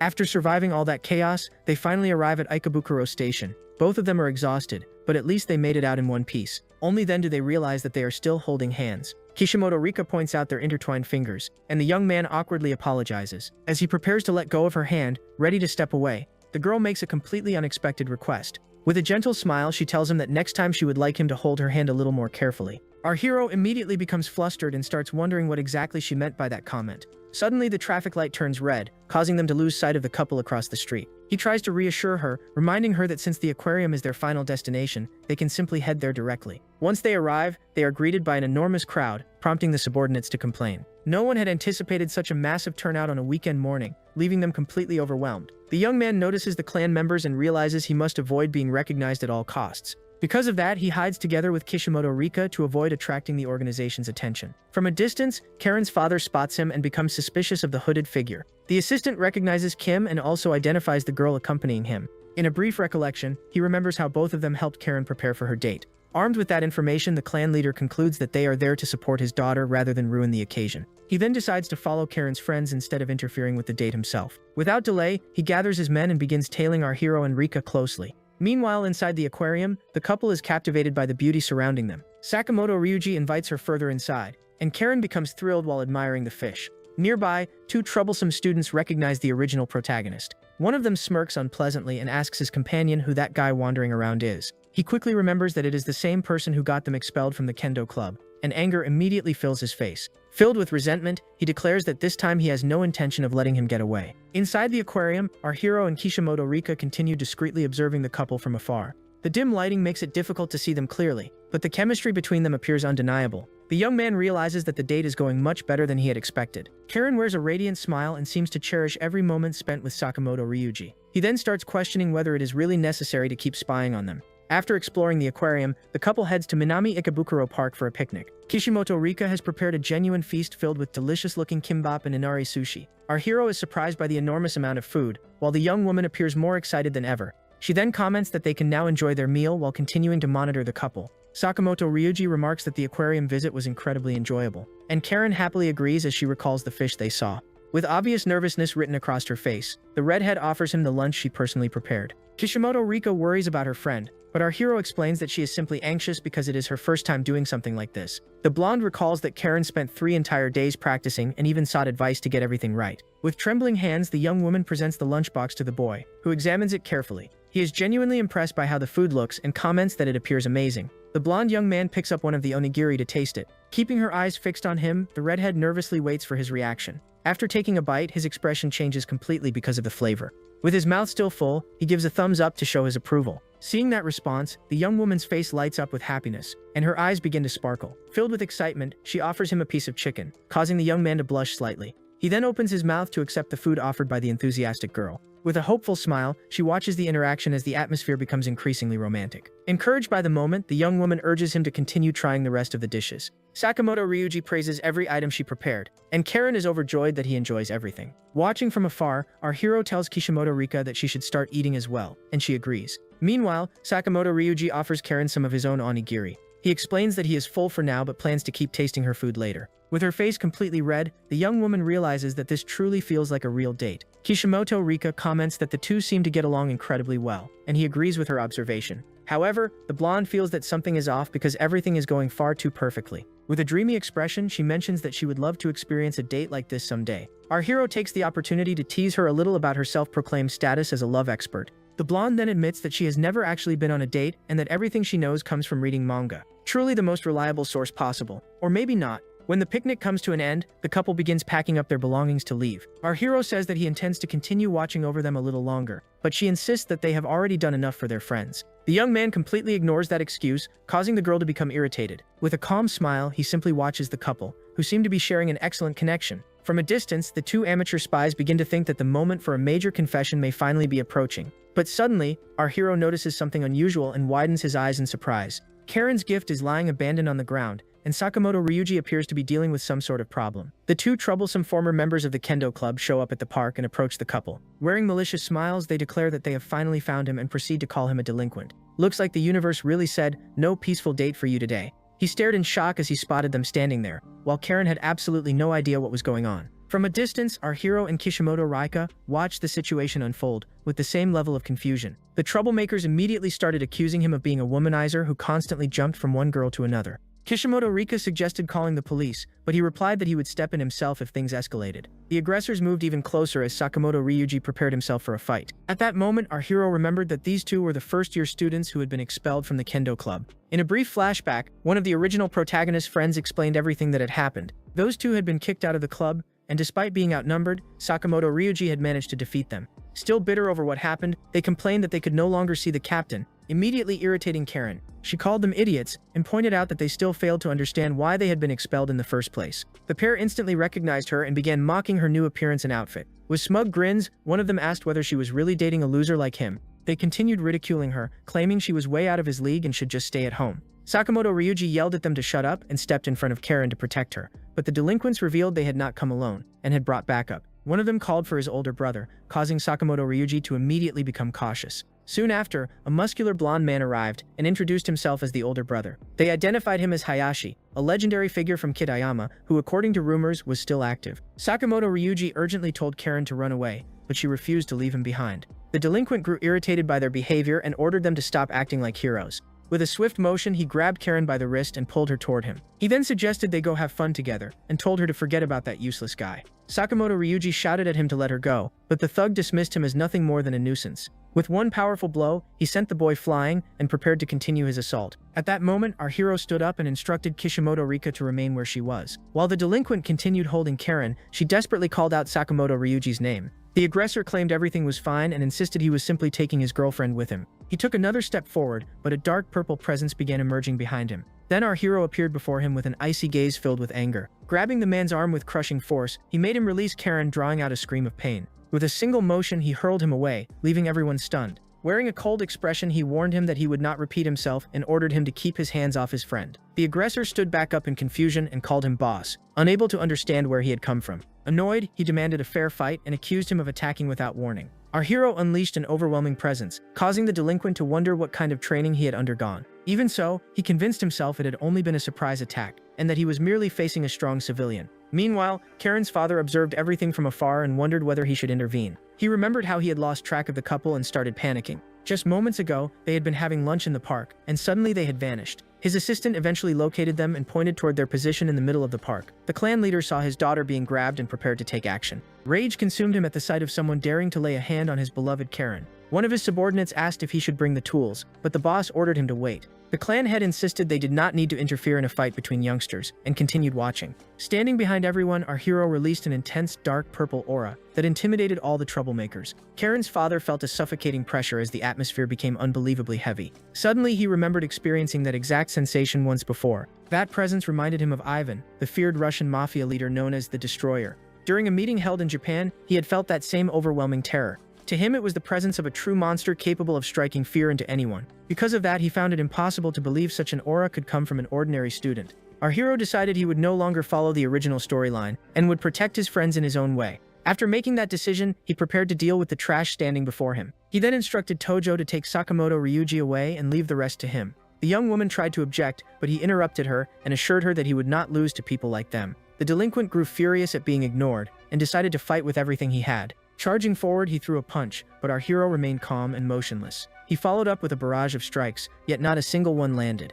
The troublemakers cheered, claiming his punches were far too fast to dodge. The attacker bragged that nobody could evade his blows, but suddenly, something fell off. None of his attacks seemed to have any effect whatsoever. Our hero stared at him with an icy expression, causing the thug to become increasingly uneasy. The aggressor rushed in once more, this time putting even more power behind his attack. He landed a direct hit to his face, yet the young man did not even flinch. Kishimoto Rika cried out in alarm, while Karen desperately called his name as well. Despite the bruises covering his face, the young man continued staring at his opponent with complete contempt. A thin trail of blood ran down his face as he maintained a cold and silent expression. The attacker was horrified by the sight and could not believe what he was witnessing. Then our hero calmly declared that from this point onward, everything would count as self-defense. The delinquent looked confused, unable to understand what those words meant. With a single punch, our hero struck him in the face and sent him flying effortlessly. Bro just unlocked the find out phase after all that mess around. After all, self-defense means neutralizing a threat with a single strike when the situation demands it. The blow is so devastating that the delinquent crashes into the ground, completely unconscious and defeated. The young man remarks that anything beyond that would have counted as excessive force, while the others rush over to wake their companion. Seeing the terrible condition their friend is in, both of them are horrified by our hero's strength. He then fixes them with a chilling stare and reminds them that they dared to lay their hands on his friends. One of them attempts to intimidate him by boasting that his father holds an important position within the police force and has countless connections. The young man replies that he intends to straighten out their rotten mindsets before grabbing the aggressor by the head. He then unleashes his iron claw technique, drawing agonized screams and desperate pleas for mercy. With a single motion, he throws them aside, and both collapse onto the ground in defeat. Terrified, the two beg him to spare their lives and plead with him not to hit them again. He orders them to disappear and never come near his friends again. Without a second thought, they agree and sprint away at full speed. Karen immediately rushes over to him, and the young man assures her that everything is fine and that it is only a scratch. However, she erupts in anger and demands that he go to a pharmacy to treat his injuries. He is surprised by how upset she is, as he has never seen her react this way before. Once everything settles down, our hero and Kishimoto Rika resume observing the pair from afar. The atmosphere between them has noticeably grown heavier, and silence dominates the bench where they sit. Sensing the mood, the two spies decide to give them some privacy to talk alone. Blushing deeply, Karen apologizes because he ended up getting hurt because of her. The young man reassures her that none of it was her fault and explains that the attackers had actually come after him. With her heart pounding from nervousness, she gathers the courage to express her feelings. Wearing a gentle smile and a face completely flushed red, she prepares to reveal what is in her heart. Summoning every ounce of bravery she has, she finally confesses that she likes him. The confession leaves Sakamoto Ryuji utterly stunned. Without stopping, the young woman continues pouring out everything she has been keeping inside. From a distance, our hero and Kishimoto Rika watch the scene in total disbelief. With hopeful eyes, she asks him to go out with her. She desperately pleads for him to become her boyfriend. The young man remains silent for several moments, and his expression suddenly changes. With a serious look on his face, he stares directly at her, making the atmosphere even more tense. At last, he apologizes and admits that he cannot give her the answer she hopes for. The young woman tries to persist, but he explains that she deserves someone better than him. Confused, Karen listens as he reveals that he once promised marriage to another girl. He further explains that until he finds her again, he cannot return anyone else's feelings. For that reason, he clarifies that he has no intention of starting a relationship with anyone for the time being. Tears begin to well up in her eyes as his response shatters her heart. He confesses that he cared deeply for that girl in the past and even cried when she moved away. Karen then realizes that this girl truly was his first love. After hearing everything, she stands up and says that she will stop pursuing him. Forcing a smile onto her face, she comments that she had a wonderful time and that she will see him again at school on Monday. Sakamoto Ryuji says goodbye as he watches her walk away with a broken heart. The young woman starts running so he will not see her crying after being rejected. Our hero is left speechless by what happened and asks Kishimoto Rika to head home first. She asks if he plans to leave on his own, and he replies that they will see each other again at school. The young woman watches him walk away and begins to worry about the situation. With a saddened expression, she thinks that he seems deeply affected and may need help. The young man follows Karen and eventually finds her sitting at a bus stop near the park. She sits there alone with her head lowered, completely devastated. He quietly approaches, and she immediately notices his presence. Concerned, he asks whether she is truly alright after everything that happened. Tears begin streaming uncontrollably down her face as she breaks into sobs. He offers her a handkerchief and admits that, after something like this, she obviously cannot be okay. Trying to comfort her, he asks her to breathe slowly and not panic. Embarrassed, she confesses that she has never cried in front of someone else before, and he does his best to console her. The word friends causes the young woman to pause and reflect for a moment. She then reveals that she knew all along that the two of them had been following them throughout the entire date. The revelation completely catches the young man off guard. Feeling intensely awkward, he wonders why protagonists in romantic comedies always get caught so easily. Rom-com protagonists really have stealth stats of 0. The young woman comments that her chaperones had been worried about her, and he awkwardly attempts to justify their actions. Sadly, she apologizes for failing and for being unable to win over the boy she likes. She also admits that she probably never held a place in Sakamoto Ryuji's heart. Placing a hand over her chest, she confesses that it hurts terribly, and that she has no idea how to make the pain go away. Our hero silently watches his friend suffering, unable to find the right words. Sweating slightly and trembling a little, the young woman gathers the strength to say something important. Through her tears, she finally admits that she truly loves Sakamoto Ryuji. The situation feels strange to him because he used to see her as nothing more than a character, but now she is a real person standing right in front of him. He also begins thinking about Kishimoto Rika and how he had always maintained a certain distance from her. For a long time, he had drawn a clear boundary between himself and the characters from the manga. However, he now wonders whether someone capable of feeling such genuine and intense pain can still be considered just a character. At last, he stands up and asks Tojo to get to her feet as well. The young man explains that they should leave because if she stays there crying any longer, someone might end up calling the police for disturbing the peace.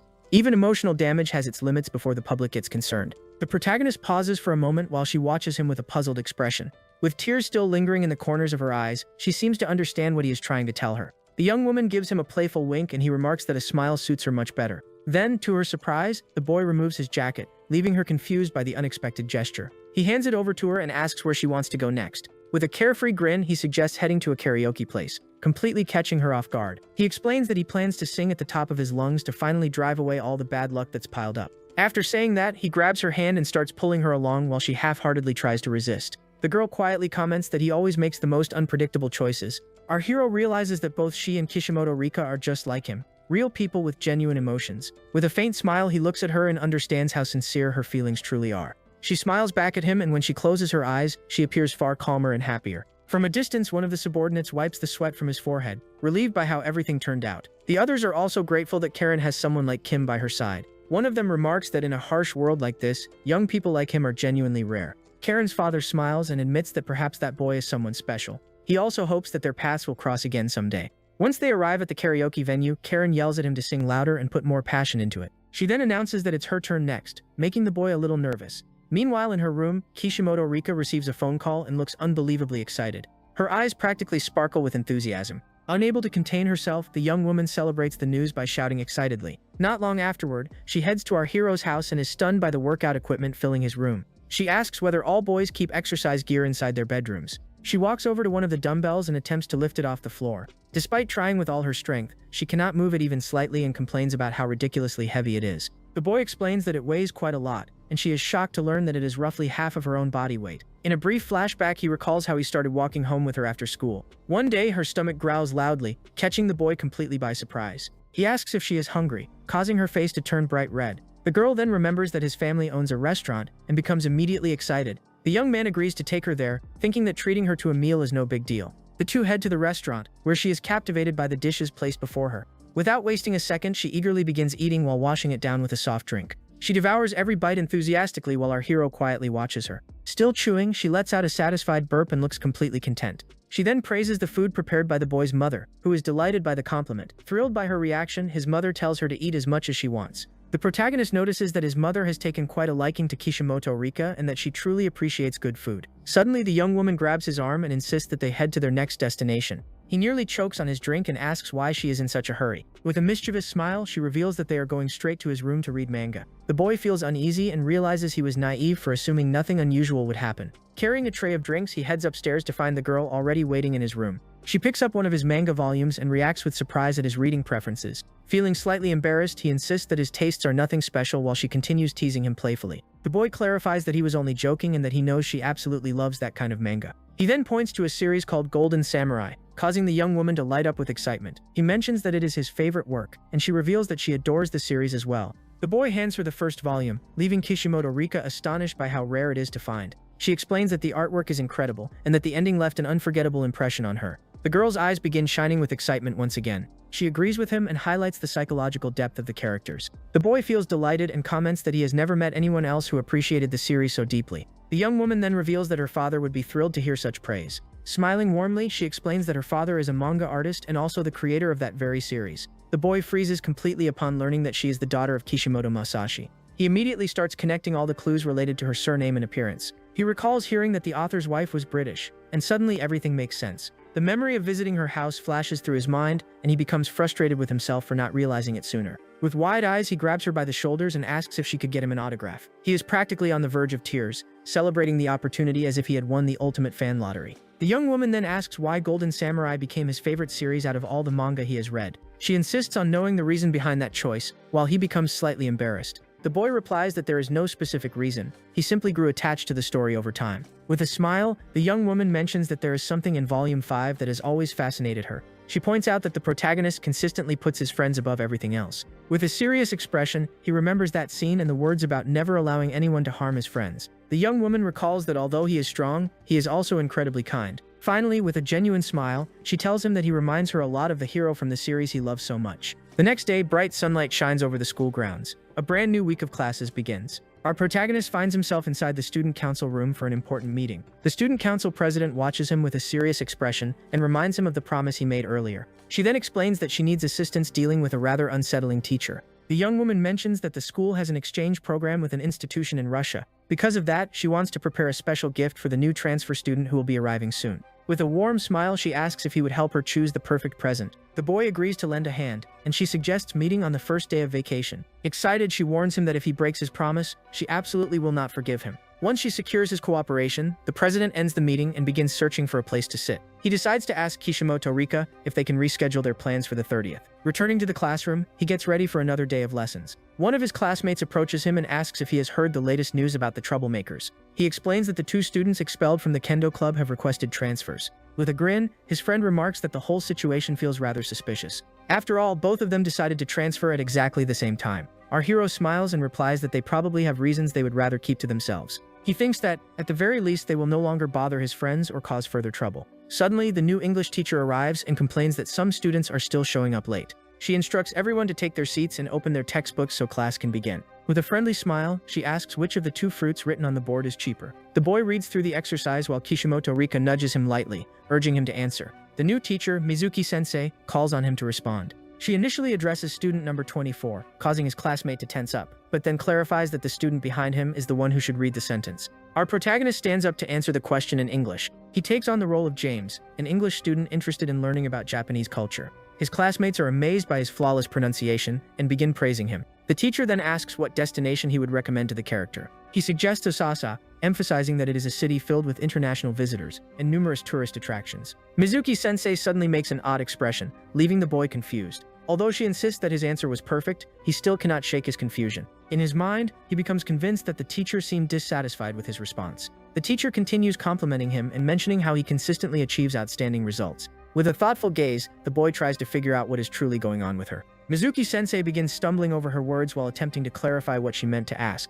At that moment, the protagonist confirms his suspicions and realizes that he genuinely made her uncomfortable. He concludes that, for some reason, Mizuki-sensei appears to be afraid of him. Meanwhile, rumors continue circulating through the hallways that he is the heir to a family connected to some syndicate. He thinks that he has never seen anyone so intimidated merely by someone's presence. Because of that, he decides to act as normally as possible to avoid creating further misunderstandings. Meanwhile, in the teacher's lounge, Mizuki types frantically in front of a computer. Wearing a nervous smile and covered in beads of sweat, she appears deeply troubled by something. She reviews the student's records and is shocked to discover that he has an exemplary academic history. The teacher then develops a completely ridiculous theory. She believes he is pretending to be the perfect student to get close to her. With such absurd thoughts running through her mind, she ends up terrifying herself. At that moment, our hero enters the staff room and greets her with a somewhat awkward smile as he introduces himself. She jumps in surprise, invites him inside, and insists that she is not nervous. A statement that, honestly, convinces absolutely no one. In his mind, he concludes that the teacher is clearly terrified of being around him. The boy explains that he came because of the career guidance session she had previously mentioned. The teacher regains some composure and tries to conceal her anxiety behind a polite smile. She invites him to sit down and asks whether he has thought about what he wants to do in the future. Mizuki-sensei suggests that he consider taking over the family business, leaving the young man thoroughly confused. As she speaks, she continues imagining him as some kind of mafia boss. Yeah, her imagination is putting in overtime. She asks what his parents do for a living, and the boy explains that they run a restaurant. The teacher is caught off guard and repeats the information to make sure she heard correctly. He asks if there is some kind of problem. She quickly denies it and remarks that she would love to visit the restaurant someday. The protagonist thinks that the misunderstanding has finally been cleared up. The teacher asks which subjects he feels most confident in. He answers that mathematics and science are his strongest areas. Mizuki-sensei recommends that he consider pursuing a career related to STEM fields. However, the young man responds that choosing a profession solely because he excels at it would be a mistake. The teacher is surprised by that answer and begins observing him with greater interest. The protagonist then explains that he wants to dedicate himself to something he is genuinely passionate about, rather than simply choosing the easiest path. She agrees with his perspective, while he recalls the difficult experiences he endured studying engineering in his previous life. The teacher confesses that becoming an educator was not always her dream either. Curious, the boy asks what she originally wanted to become. Blushing slightly, she asks him to promise that he will not laugh. The young man agrees to listen seriously. Mizuki-sensei then reveals that her biggest dream was to become a professional voice actress. During middle school, she fell in love with a character from a mecha anime and decided to pursue that career path. However, one of her teachers told her that hobbies could always be pursued later in life. Her mentor advised her to secure a stable job first and postpone that dream until the future. She followed that advice, but she started regretting it as soon as she entered university and realized what she truly wanted. After seeing a promotional poster for an event, the young woman understood that the path she had chosen did not reflect her real aspirations. The teacher regrets building her future based solely on someone else's words. Because of that, she advises him to think carefully before making any major choices in his life. Our protagonist realizes those words are not coming from a teacher, but from someone speaking through personal experience. With a gentle smile, the instructor asks whether he truly understood the message she was trying to convey.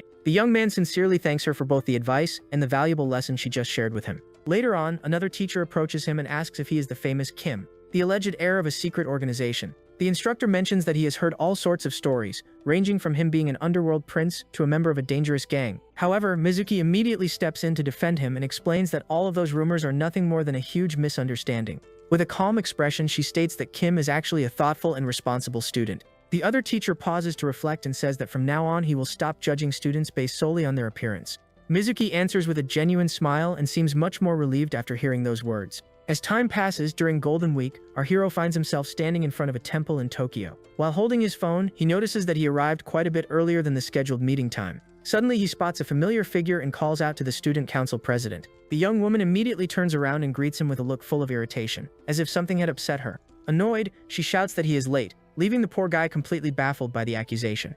She grabs his arm and demands to know whether he has any idea what time it is. The president stares directly at him and points a finger his way while maintaining a visibly annoyed expression. He reminds her that there are still 10 minutes left before the agreed meeting time, but she scolds him for lacking proper manners around ladies. Leaning slightly against him, the president claims she is willing to forgive him, though only if he does her a favor in return. She then points toward a nearby shop and orders him to buy her a matcha ice cream. The protagonist cannot understand why he has to pay for it, while the girl simply responds with a mischievous grin. Having little room to argue, he ends up buying the ice cream and decides it is not worth fighting over something so trivial. The two enjoy their treats while walking together, and seeing how much she enjoys it unexpectedly makes him happy. He then asks where they plan to shop for the gift, and the question seems to irritate her slightly. The president insists she has not forgotten about it, and orders him to follow her, though he can clearly tell she absolutely forgot. A quiet voice reaches the young woman's ears and informs her that a handicraft store is located only 2 blocks away. The voice suggests taking him there so they can choose the perfect present together. Her assistants also remind her to act naturally and make better use of her feminine charm.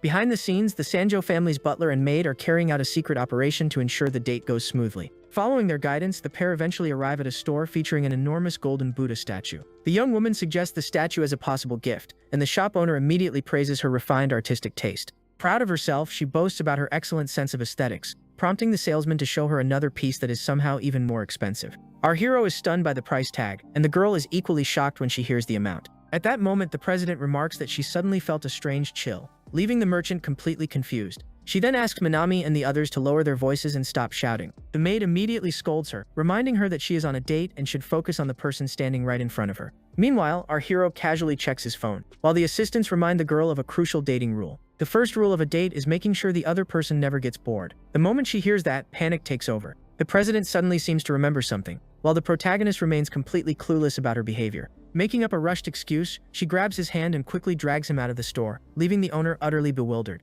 Once outside, the protagonist asks if she is actually feeling okay. He places a hand on her forehead to check for a fever, catching the young woman slightly off guard. Flustered, she insists that she is perfectly fine and suggests heading to their next destination. At that point, her assistants provide another instruction: visit a traditional clothing store. Not long afterward, they arrive at a classic-looking shop decorated with a wooden sign at the entrance. The saleswoman shows them a kimono and confidently states that the foreign exchange student would absolutely love it. The boy asks the president what she thinks about giving it to the exchange student, but she replies that the cost is irrelevant and demands to see the finest outfit available. The shopkeeper instantly becomes excited and practically lights up after hearing that request. Without wasting a second, she presents a magnificent kimono and announces that it costs 500,000 yen. The president immediately rejects the suggestion, and the protagonist starts feeling like nothing seems to satisfy her. Time continues to pass as they remain inside the store without reaching a decision about the gift. Eventually, our hero points out that they seem stuck choosing between a yukata and a kimono, since both appear to be excellent options. The saleswoman suggests that the young woman try on the outfits to make the decision easier. She then asks the boy for his opinion, explaining that his feedback would help her choose more confidently. With the plan settled, the employee guides her toward the fitting room so she can try the different outfits. But all of a sudden, the saleswoman removes a disguise and reveals her true identity. To the girl's surprise, the supposed store employee turns out to be none other than her maid, Minami. The maid explains that she has been acting as a ninja on behalf of the family the entire time, and that the shop owner merely lent them the store. The young woman questions the purpose of such an elaborate scheme, while the ninja replies that it is all part of a strategy to make her stand out. The maid confidently declares that she will make her look absolutely breathtaking, though the girl is clearly unprepared for something this extreme. Outside, the protagonist waits patiently while passing the time with a game on his phone. Completely focused on the match, he manages to secure an impressive victory by pulling off a 9-hit combo. Bro was farming wins while everyone else was running a dating operation behind the scenes. When the match ends, he puts his phone away and continues waiting for the president. Suddenly, the door swings open and an elegant young woman adorned with a flower in her hair steps outside. The boy looks up and instantly freezes at the sight before him. Dressed in a beautiful black kimono, the president asks him what he thinks. The protagonist is completely speechless and can do nothing but stare at her with a face burning red. Embarrassed, he quickly looks away because he cannot even bring himself to maintain eye contact. The young woman watches him seriously, waiting for an honest answer. As his silence drags on, she begins to feel slightly disappointed and discouraged. At last, he gathers enough courage to say what is truly on his mind. Blushing intensely, he admits that she looks absolutely stunning, leaving the young woman completely caught off guard. He also adds that the outfit suits her perfectly and matches her style flawlessly. He continues looking at her for a few more seconds, and the atmosphere between them suddenly becomes unusually tense. After hearing the compliment, she proudly boasts that this is what happens when she actually puts in some effort. Yep, confidence mode has officially been activated. She then mentions that she also wants to try on a yukata, and asks him to wait a little longer. With that, she heads back into the fitting room to change once again. However, after receiving such a sincere compliment, the president becomes incredibly flustered, her face turning bright red. She covers her face with both hands. She is so embarrassed that she cannot even imagine looking the boy in the eyes again, while her heart races uncontrollably. The young woman wonders how she is supposed to act in a situation like this. Later, the two leave the store and immediately attract the admiring gazes of passers-by. Wearing her elegant purple outfit, the young woman walks beside our hero while drawing attention from everyone around them. The president thinks she stands out far too much, and remembers that they even rode the same train to get there. After finishing their shopping, they head off for lunch, and she mentions that she plans to call a car. The boy suggests walking instead, but the young woman argues that they already attract enough attention as it is. Suddenly, he notices something strange and asks what just happened. Her assistants were simply taking a selfie, but the protagonist thought they were secretly taking pictures of them. The two move away to avoid suspicion and continue on their way. The maid lets out a sigh of relief, but the butler panics because they almost got exposed. Nervously, he comments that they nearly got caught, while she reminds him to stop getting so close. He argues that he cannot take bad photos, and she quickly points out that he is supposed to dislike the boy. The ninja warns him not to let the young lady discover the feelings he has toward the protagonist.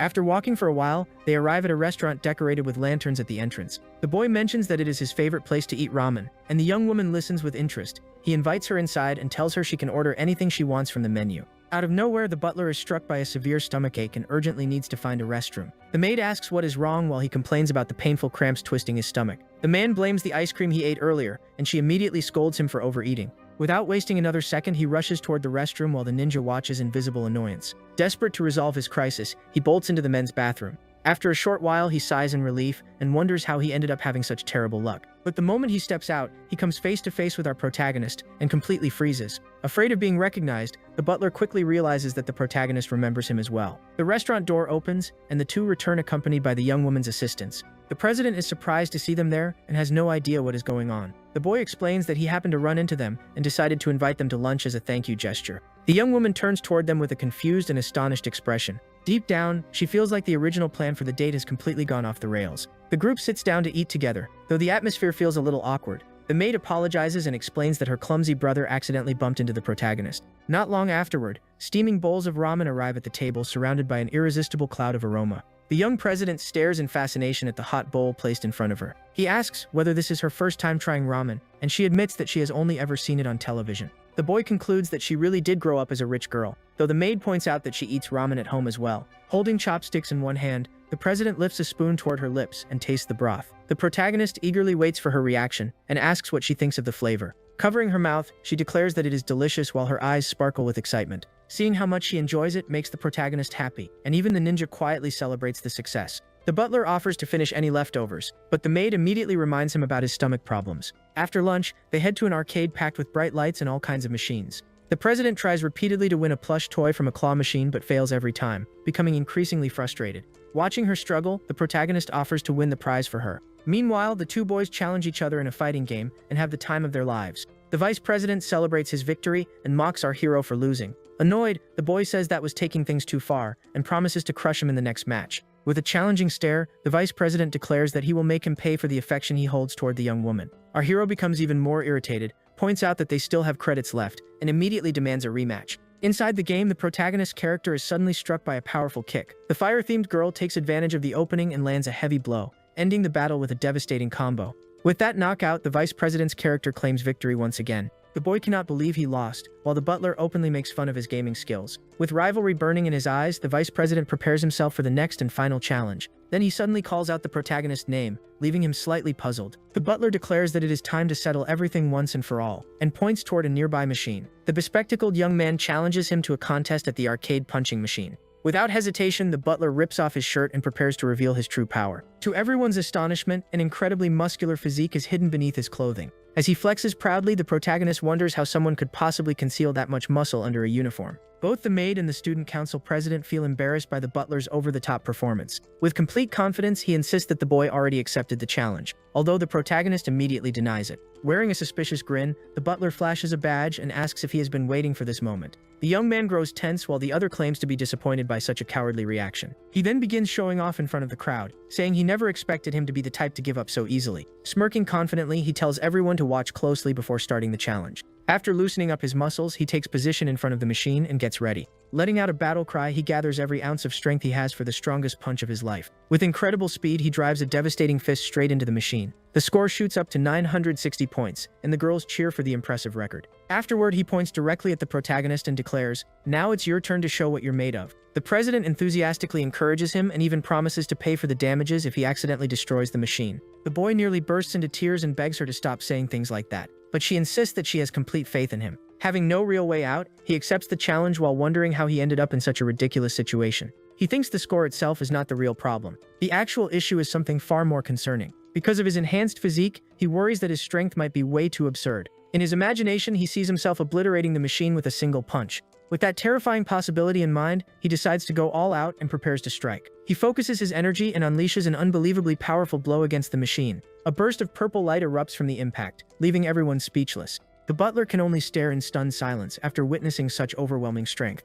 Completely baffled, he asks where on earth the punch even landed, while the ninja remains frozen in shock. Then a 0 appears on the display, and the president remarks that the machine apparently failed to register the score. The ninja immediately scolds him for his terrible aim, making the boy feel rather embarrassed. The hero thinks that at least he did not end up with some outrageous score, which works out nicely for him. But moments later, he notices something strange happening at the top of the machine. With a deafening crash, the entire upper section breaks off and slams onto the floor. The machine is completely wrecked, and silence instantly takes over the arcade. The butler stands there with his arms crossed while an awkward tension spreads throughout the building. At last, he announces that the match will be considered a draw, much to the protagonist's relief. Covering part of his face with one hand, the boy tries to hide his embarrassment and admits that the decision is fair. Even so, he warns that next time he will win by an overwhelming margin, and the hero accepts the challenge. After that chaotic disaster, the protagonist suggests taking a few photos to remember the day. Pointing toward a photo booth, he invites everyone to take some sticker pictures together. The president thinks it is an excellent idea, and the ninja immediately gets excited. The boy gathers everyone together and leads them into the booth to begin the photo session.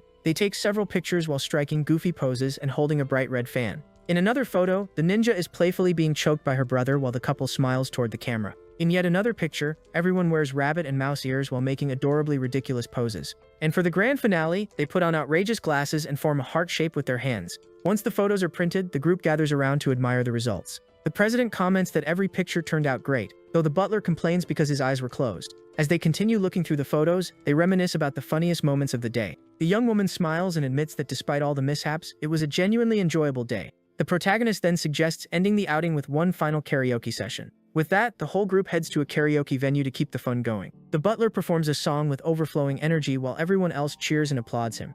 Afterward, the president takes the microphone and begins singing a beautiful tune. With her eyes gently closed, her voice carries so much emotion that it is obvious she is enjoying every second. The protagonist and the others reward her performance with applause and approving smiles. Later, the two of them sing together, making the atmosphere even warmer and more friendly. The young woman smiles brightly as she sings beside her new special friend. The boy also joins in enthusiastically and enjoys the experience tremendously. When the day finally comes to an end, he says goodbye and tells her to get home safely. She thanks him for the outing and admits that she had an amazing time with him and everyone else. Inside the car, the two assistants sit in shock, feeling that they may have pushed their mission a little too far. The maid apologizes to the young woman for getting completely carried away during the operation. In the end, they forgot to leave at the right moment and accidentally ruined part of the date's atmosphere. The president watches them silently with a serious expression as an uncomfortable tension fills the vehicle. Then she smiles and reassures them that everything is fine because she enjoyed the entire day immensely. Hearing that, both assistants breathe a sigh of relief and look at her with admiration. She remembers the first time she waited eagerly for someone and shared an ice cream together.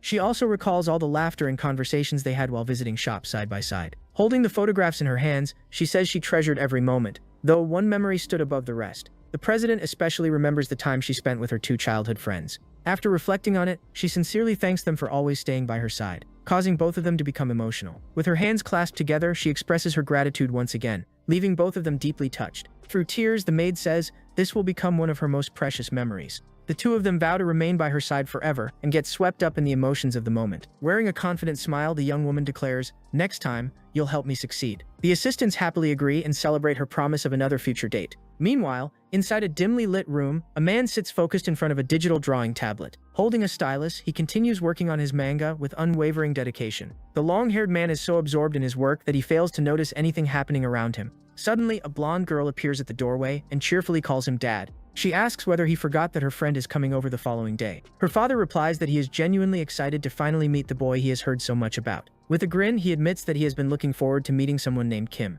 On the second day of Golden Week, our hero arrives at Kishimoto Rika's home exactly as planned. His heart races as he prepares to finally meet the person he admires most. He bows respectfully and says it is an honor to meet him, while the author warmly welcomes him inside. The boy is so nervous that he feels as if he is standing before a living legend. In his mind, the mangaka resembles nothing less than a god of manga. The author invites him in and mentions that his wife has been eagerly anticipating the visit. Soon afterward, Kishimoto Rika's mother appears and invites him to sit before the food gets cold. A magnificent feast filled with delicious dishes has already been prepared on the table. After lunch, everyone remains seated together, chatting while expressing thanks for the meal. The author reveals that Kishimoto Rika talks about him all the time, causing the boy to blush. With a playful smile, her father remarks that he was especially curious to meet him since he is his daughter's first. The atmosphere instantly becomes awkward, and he quickly explains that they are only friends. He adds that they met because she had gotten lost, prompting Kishimoto Rika to scold him right away. The boy points out that he is her first male friend and worries about the impression he might be making on her father. He then tries to imagine the situation from the author's perspective as a protective parent.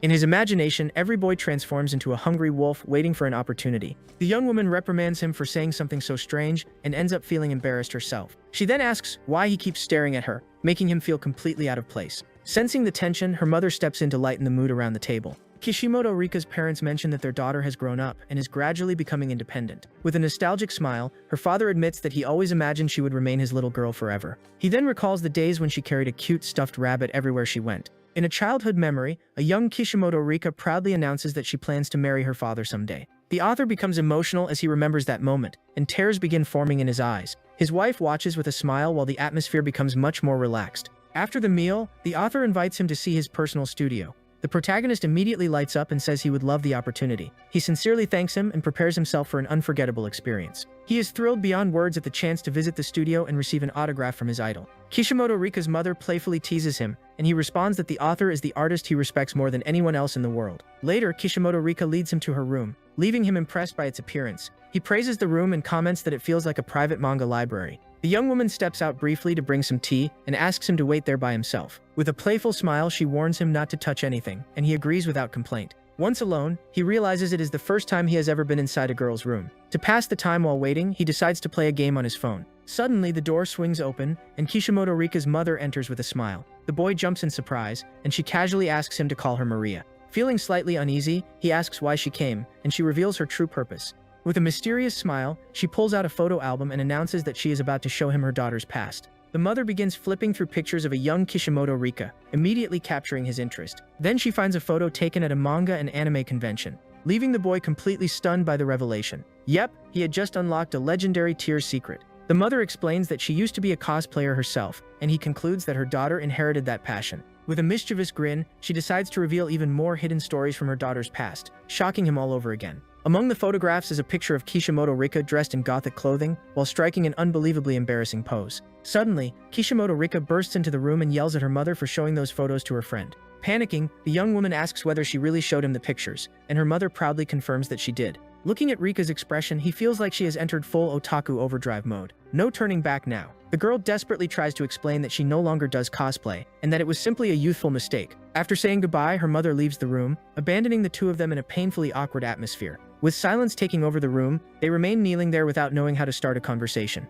She asks whether he will keep her secret, and he replies that he does not even have anyone to tell. As tears begin gathering in her eyes, the young woman feels completely mortified by the entire situation. Trying to reassure her, he tells her that she really should not feel so embarrassed over a few photographs. The boy explains that almost everyone goes through a phase of exaggerated fantasies during adolescence, and she stares at him in confusion. Smiling, he admits that he went through an incredibly embarrassing phase back in middle school as well, catching her completely off guard. He then asks whether she would like to see a picture from that period, and the girl agrees out of curiosity. The protagonist scrolls through his phone and pulls up the image. Holding the device in his hand, he prepares to expose his own cringe-filled past. Kishimoto Rika stares at the photo in total disbelief, her jaw practically hitting the floor. Copying the exact pose from the picture, he proclaims that he can feel the black dragon sleeping within him awakening. Yeah, definitely the kind of memory people pray never resurfaces. The girl remarks that he used to look like a frail and skinny student and wonders how he ended up becoming so powerful. Calmly, he explains that he started working out shortly before entering high school. He then asks whether she dislikes the way he looks now, instantly making her flustered. With her face turning bright red, she admits that she likes him exactly the way he is now. The moment those words leave her mouth, embarrassment overwhelms her, and she covers her face with both hands. Caught off guard by her reaction, he softly says her name without understanding what is happening. Their hearts race as they quietly look at each other while the atmosphere grows increasingly romantic. Neither of them knows what to say or how to behave as they remain facing one another. Still kneeling across from each other, they continue exchanging glances while the emotional tension fills the room. Parting her lips slightly, the girl seems ready to say something important, yet the words refuse to come out. Blushing himself, he hides his feelings and simply keeps watching her. Flustered, she eventually blurts out that she only sees him as a good friend, making things even more awkward. He repeats those words in his mind and realizes that, to her, he is just a friend. In the end, they both agree that they are only friends, although the conversation becomes incredibly uncomfortable. Scratching the back of his head awkwardly, he stays silent beside her for a few moments. Afterward, he says her name again, and the girl looks at him curiously. The protagonist thanks her for inviting him over and giving him the chance to meet the person he admires most. The girl replies that it was nothing special and reminds him that he has been helping her ever since their first day of school.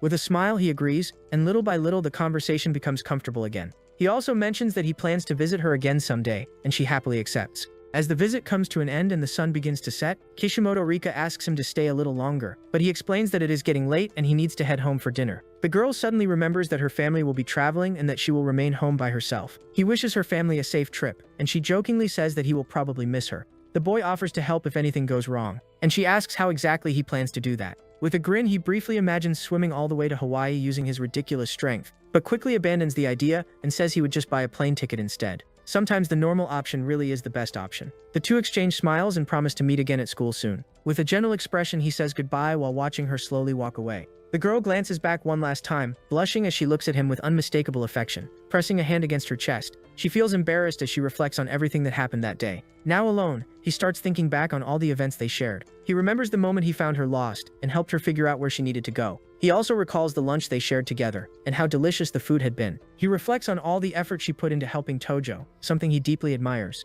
Deep down, he concludes that Kishimoto Rika is a genuinely kind-hearted and caring person. He also remembers protecting her inside the crowded train so she would stay safe. He asked her to endure it a little longer, and she agreed despite her obvious embarrassment. Holding her hand so she would not get separated by the crowd, he guided her through the sea of people. With a smile, he revisits those memories and feels grateful for the friendship they have built together. He gives her one final farewell gesture while watching her fondly. The girl returns the smile and reflects on how special that day was for her. On the 5th day of Golden Week, our hero strolls peacefully through Akihabara. He walks through the bustling streets wearing his stylish black sneakers. While checking his phone, he thinks about how he has already purchased every manga he wanted. After finishing his shopping, he decides it is finally time to find something to eat. As he continues walking, he considers having lunch at his favorite ramen shop. Out of nowhere, a blue-haired girl rushes past at full speed while shouting for him to move aside. Startled, he turns around to see who is running with such urgency. The young woman stumbles and comes flying straight toward our hero in the clumsiest way imaginable. With a rushed leap, she clears a wall and ends up hurtling directly at him. The protagonist is left speechless by the sight and cannot believe his eyes. The girl crashes right into him, sending both of them tumbling to the ground. Face pressed against the pavement, he struggles to process what just happened. As he wipes blood from his nose, he wonders why these absurd situations always seem to find him.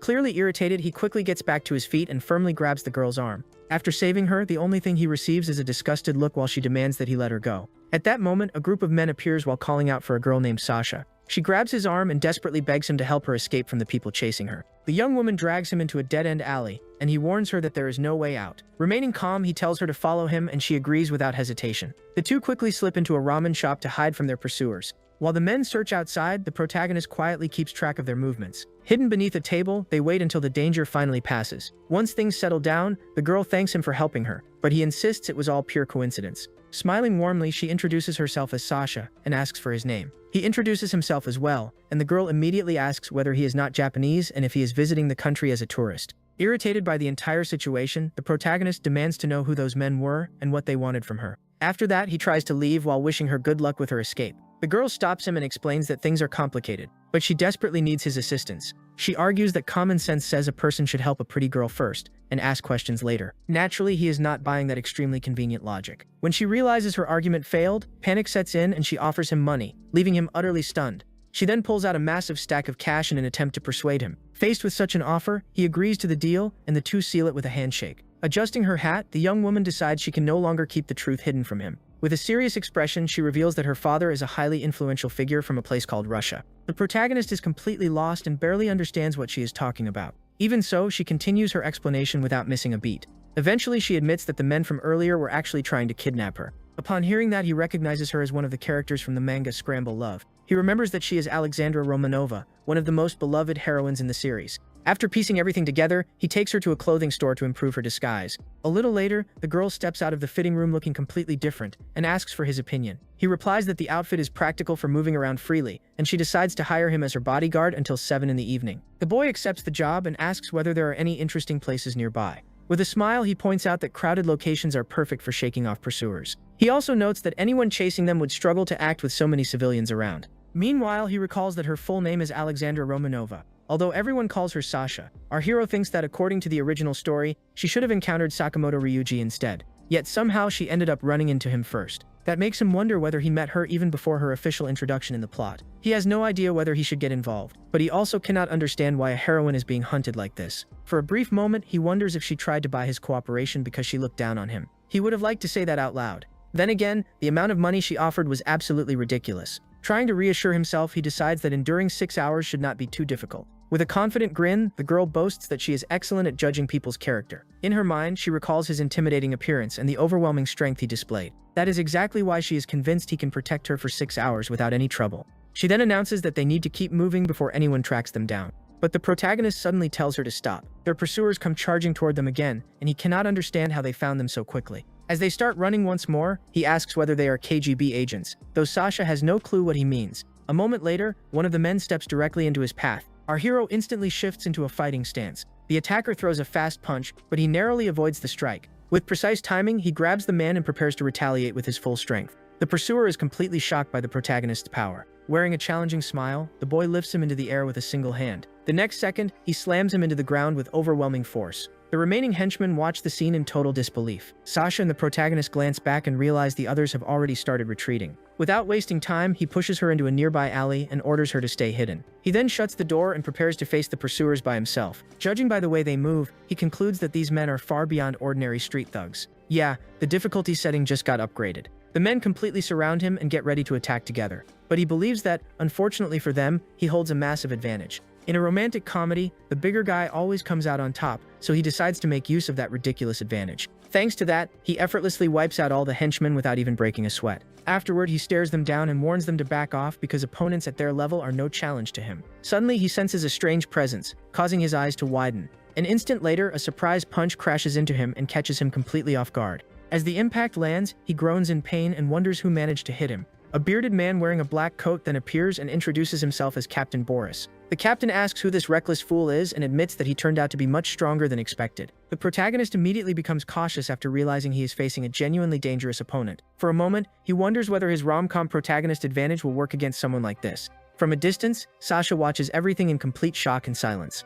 She shouts for him to be careful and warns him that appearances can be deceiving. The young woman insists that there is absolutely no way anyone can defeat Captain Boris in a fight. Our hero finally understands why she was so eager to hire him. With determination in his eyes, he prepares for the ultimate clash against the captain. He decides to end the fight as quickly as possible and focuses completely. The captain is caught off guard by his speed and immediately tries to defend himself. The boy lands a devastating blow, and a burst of purple energy erupts from the sheer force of the impact. Moving quickly, he grabs the captain by the face, leaving him utterly bewildered. Realizing how resilient his opponent is, he changes tactics in the middle of the battle. He locks onto the captain's wrist and prepares his next technique. Spinning rapidly, he uses his opponent's own momentum to hurl him a great distance away. Though a sharp pain tells him the captain managed to strike back, the captain catches him and applies a grappling hold that completely surprises our hero. He instantly recognizes it as one of the techniques taught by his former master. Wearing a confident smile, the captain believes the fight is already over. However, something feels wrong when he notices that the boy has not moved even a single inch. With incredible speed and technique, our hero turns the tables and locks him down from behind.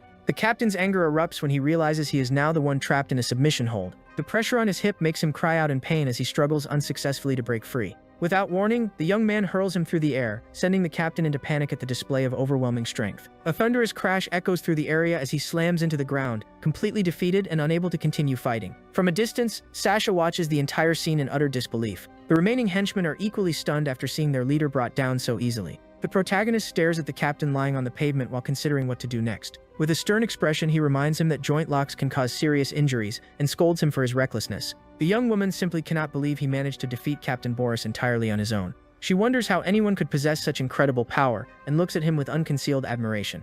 Elsewhere, a man wearing dark sunglasses remains inside an abandoned warehouse. Holding a phone to his ear, he appears to be reporting an extremely important matter. He informs his superior that Captain Boris Sarov has been defeated during the capture operation. On the other end of the call, the boss refuses to believe it and insists that nobody in Japan should be capable of defeating him. The man describes the culprit as a tall, black-haired mixed-race young man. After hearing the description, the boss recalls an old legend and brings up the name Black Yasha. His suspicions are confirmed, and he wonders whether the legendary Black Yasha has truly returned. A message appears on a computer monitor asking whether Black Yasha has emerged from the shadows once again.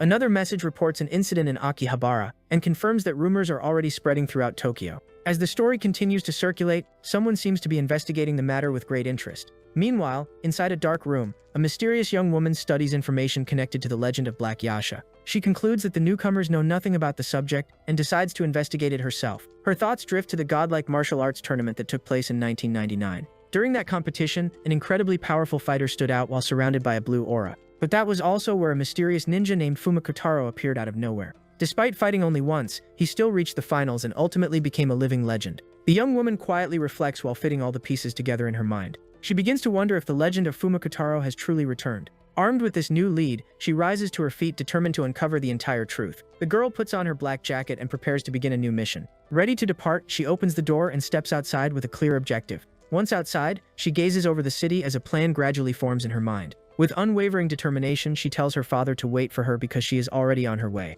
Back in the city, our hero and Sasha arrive at a maid cafe filled with girls wearing themed uniforms. The guy immediately suffers a critical hit of secondhand embarrassment and thinks the entire place is ridiculously over the top. He can barely believe this is actually a cafe, while the young woman insists that it is a must-have Japanese experience. One of the maids escorts them to a table and politely invites them to sit down. Now seated, Alexandra Romanova finally seems to be out of danger. Even so, he cannot help thinking that she attracts trouble like a magnet. As he looks through the menu, an odd feeling washes over him because of the cafe's unusual atmosphere. He just survived an intense battle, only to end up in a maid cafe. Priorities are wild sometimes. The guy complains that at this rate he will not be leaving the place for weeks, and she suggests it is probably because of an electromagnetic pulse.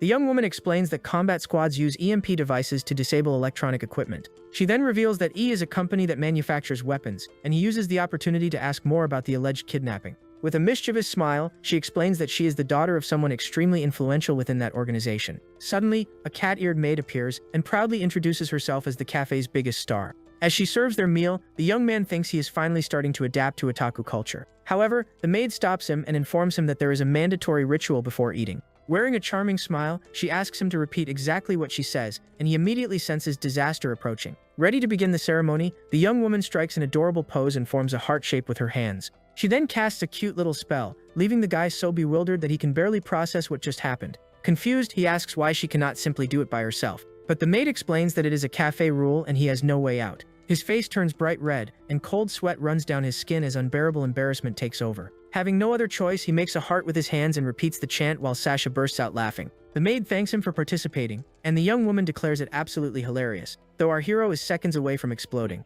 Even emotionally drained, he finishes the meal and admits that, at the very least, the food was excellent. A short while later, the maid returns and cheerfully asks whether they enjoyed everything. She then reveals that there is a punishment for whoever finishes last, and proudly displays a pair of cat ears. The young man immediately freezes, and the maid confirms that the loser must accept the penalty. The punishment requires the loser to wear cat ears and end every sentence with Nia, triggering an instant panic attack. He asks whether there is any alternative, but Sasha simply tells him to win and everything will be fine. With a determined look, he declares that if those are the rules, he intends to win no matter what. A card game begins, and the young woman appears completely confident that victory is already hers. Unfortunately for the protagonist, he loses the match and is forced to put on the cat ears. Overwhelmed by embarrassment, he tries to remain silent, but the maid reminds him that he has to speak for the punishment to count. He angrily demands a rematch, while Sasha can barely stop laughing. The girl teases him by saying the cat ears look terrible on him, and he swears that next time he will be the winner. Once everything is finally over, the two leave the cafe, and the maid bids farewell to her master. Back outside, Sasha happily talks about how much fun she had, while he points out that he did not win a single game. She asks whether he is bothered by missing the tourist attractions and admits that she had an amazing time. As the day slowly comes to an end, the two walk quietly through the city streets. Suddenly, he stops walking and says there is something important he needs to tell her. The young woman then admits that the men he fought earlier were actually her father's bodyguards. She apologizes for lying and explains that she only snuck away from the hotel because she wanted to explore the city on her own. After clearing everything up, she tells him he can forget about it because she will contact her escorts and return to the hotel. She also sincerely thanks him for spending the day with her. But at that very moment, a helicopter appears overhead. With a bright smile on her face, the young woman seems delighted that her airborne rescue has finally arrived. From the helicopter, a blue-haired man shouts that he has finally found her. Both the protagonist and the girl look up in complete surprise. As the helicopter hovers in place, a mysterious figure leaps down from above and lands nearby. The blue-haired man scolds her for her reckless behavior and lectures her about all the trouble she caused. He then turns his attention to the young man and asks who the fool is that dared to get close to his princess. Annoyed, Sasha asks how he managed to track them down so quickly. He replies that this is a personal matter involving his beloved daughter. Then he steps forward with a stern expression, making the atmosphere instantly tense and heavy. The young woman tries to take all the blame, explaining that she was already on her way back, but he completely ignores her. At that moment, our hero realizes that this man is Sasha's father. He also finds it strange that someone from Lucia speaks Japanese so naturally with his daughter. The father mentions hearing rumors about Black Yasha's return, leaving Sasha completely confused. He then asks whether she became involved with him, while the protagonist points at himself without understanding what is happening. The man explains that a legendary mercenary disappeared without a trace 10 years ago. He then brings up the name Fumotaro, though the young man still has no idea why he is being dragged into this conversation. Without hesitation, he points directly at the protagonist and challenges him to a fight on the spot. His eyes are filled with obvious hostility. In a powerful voice, he declares that they will finish the battle they started 18 years ago. But after looking at him more carefully, he begins to hesitate, and the young man simply introduces himself as Kim. He then asks whether he knows Fumotaro, but our hero immediately denies it. After that answer, an awkward silence settles over everyone, and nobody knows what to say. Eventually, the man decides to let the matter go for now, while Sasha agrees despite having no clue what is happening. The protagonist concludes that the entire situation was caused by a huge misunderstanding due to his resemblance to someone else. Suddenly, the man turns around and asks how he managed to defeat Captain Boris. The young man recalls the giant fighter and apologizes, explaining that the battle happened because of a misunderstanding. He also clarifies that he believed Boris was a kidnapper, which is why he did not hold back at all. Just when the conversation seems finished, Sasha's father prepares to leave. However, right before departing, he turns around and unleashes an enormous blue aura while throwing a punch into the air. This man clearly refuses to do anything without maximum dramatic effect. The protagonist is completely stunned by such an overwhelming display of power. Clenching his fist tightly, Sasha's father demonstrates the true extent of his strength. Sasha screams Kim's name in panic. The strike hits the boy's backpack and completely destroys the manga he had just purchased. The moment he sees his manga reduced to scraps, the protagonist becomes furious and demands an explanation. With a calm smile, the man replies that he finds him interesting and challenges him to show what he can do. Annoyed, the young man drops his backpack and mourns the loss of his brand new manga.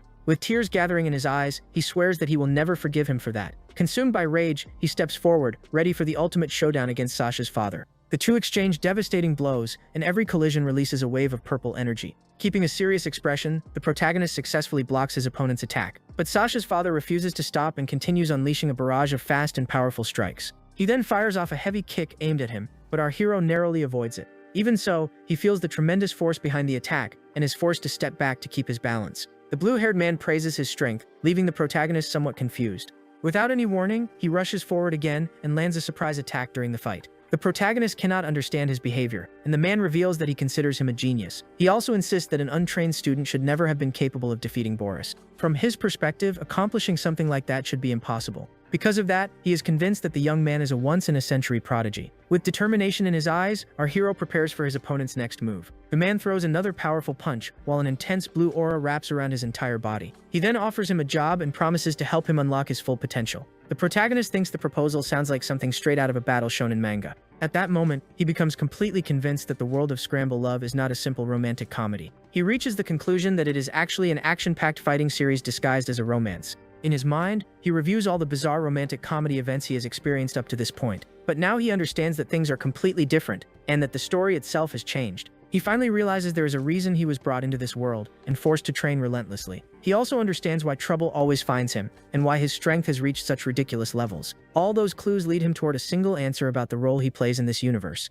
What began as a romantic comedy has clearly evolved into a full-fledged battle manga. He is certain of it because the series is published in a magazine known for shonen stories. And in a publication like that, a purely romance-focused plot would struggle to survive. That is why he imagines the author eventually bowed to editorial pressure and turned the series into an action-packed fighting story. If that theory is true, the protagonist starts worrying seriously about what lies ahead. That would mean he will remain surrounded by monsters capable of crushing him at any moment. With furious tears forming in his eyes, he shouts that he will never forgive anyone for destroying his manga. The two lock eyes, and the protagonist charges at Sasha's father once more. Their fists collide head-on, unleashing a massive burst of purple energy that shakes the entire area. Despite the overwhelming force behind the impact, he manages to stop the attack using both arms. The blue-haired man immediately retaliates with a relentless barrage of fast and heavy strikes. He then lands a devastating kick that sends the young man soaring through the air. Fortunately, he regains control before hitting the ground and steadies himself. Sasha's father praises his strength once again, much to the protagonist's surprise. But without warning, the man rushes forward and launches another sudden attack. He then explains that he behaves this way because he sees the boy as an extraordinary talent. According to him, a normal student should never have been able to defeat Boris. In his eyes, such an accomplishment defies all reason. That is why he keeps insisting that the boy is a once-in-a-century genius. With a serious expression, the protagonist listens carefully to Sasha's father's explanation. The man gathers his energy while preparing his next move. Then he offers him a job once again, and promises he can help him become even greater. Hearing that proposal finally convinces the protagonist that this world is not part of a romance story. In his mind, the offer fits perfectly into the plot of a classic battle shonen manga. At first, everything really did seem like an ordinary romantic comedy, but the true reason he had been transported into this world was something entirely different. It explained the endless training, the constant fights, and the absurd strength that made him feel like a broken character. Every clue points toward a single conclusion. The series has become a battle manga. He is completely convinced because the work is serialized in Jam Sasha magazine. And in a magazine like that, a pure romance story would have very little chance of lasting. So he imagines the author eventually gave in to editorial demands and transformed the series into a combat-focused saga. If that theory is correct, then he will continue living among genuine monsters, with danger constantly hanging over his head. Yeah, the poor guy only wanted a rom-com life, and somehow unlocked final boss mode instead. And that is where this story comes to an end, for now. If you enjoyed it, be sure to leave a like, subscribe to the channel if you have not already, and comment, "Reborn in the Manga." The more comments there are, the sooner I can bring you the next part. I will also leave 2 recommended videos from the channel that I am sure you will enjoy. Until next time, friends.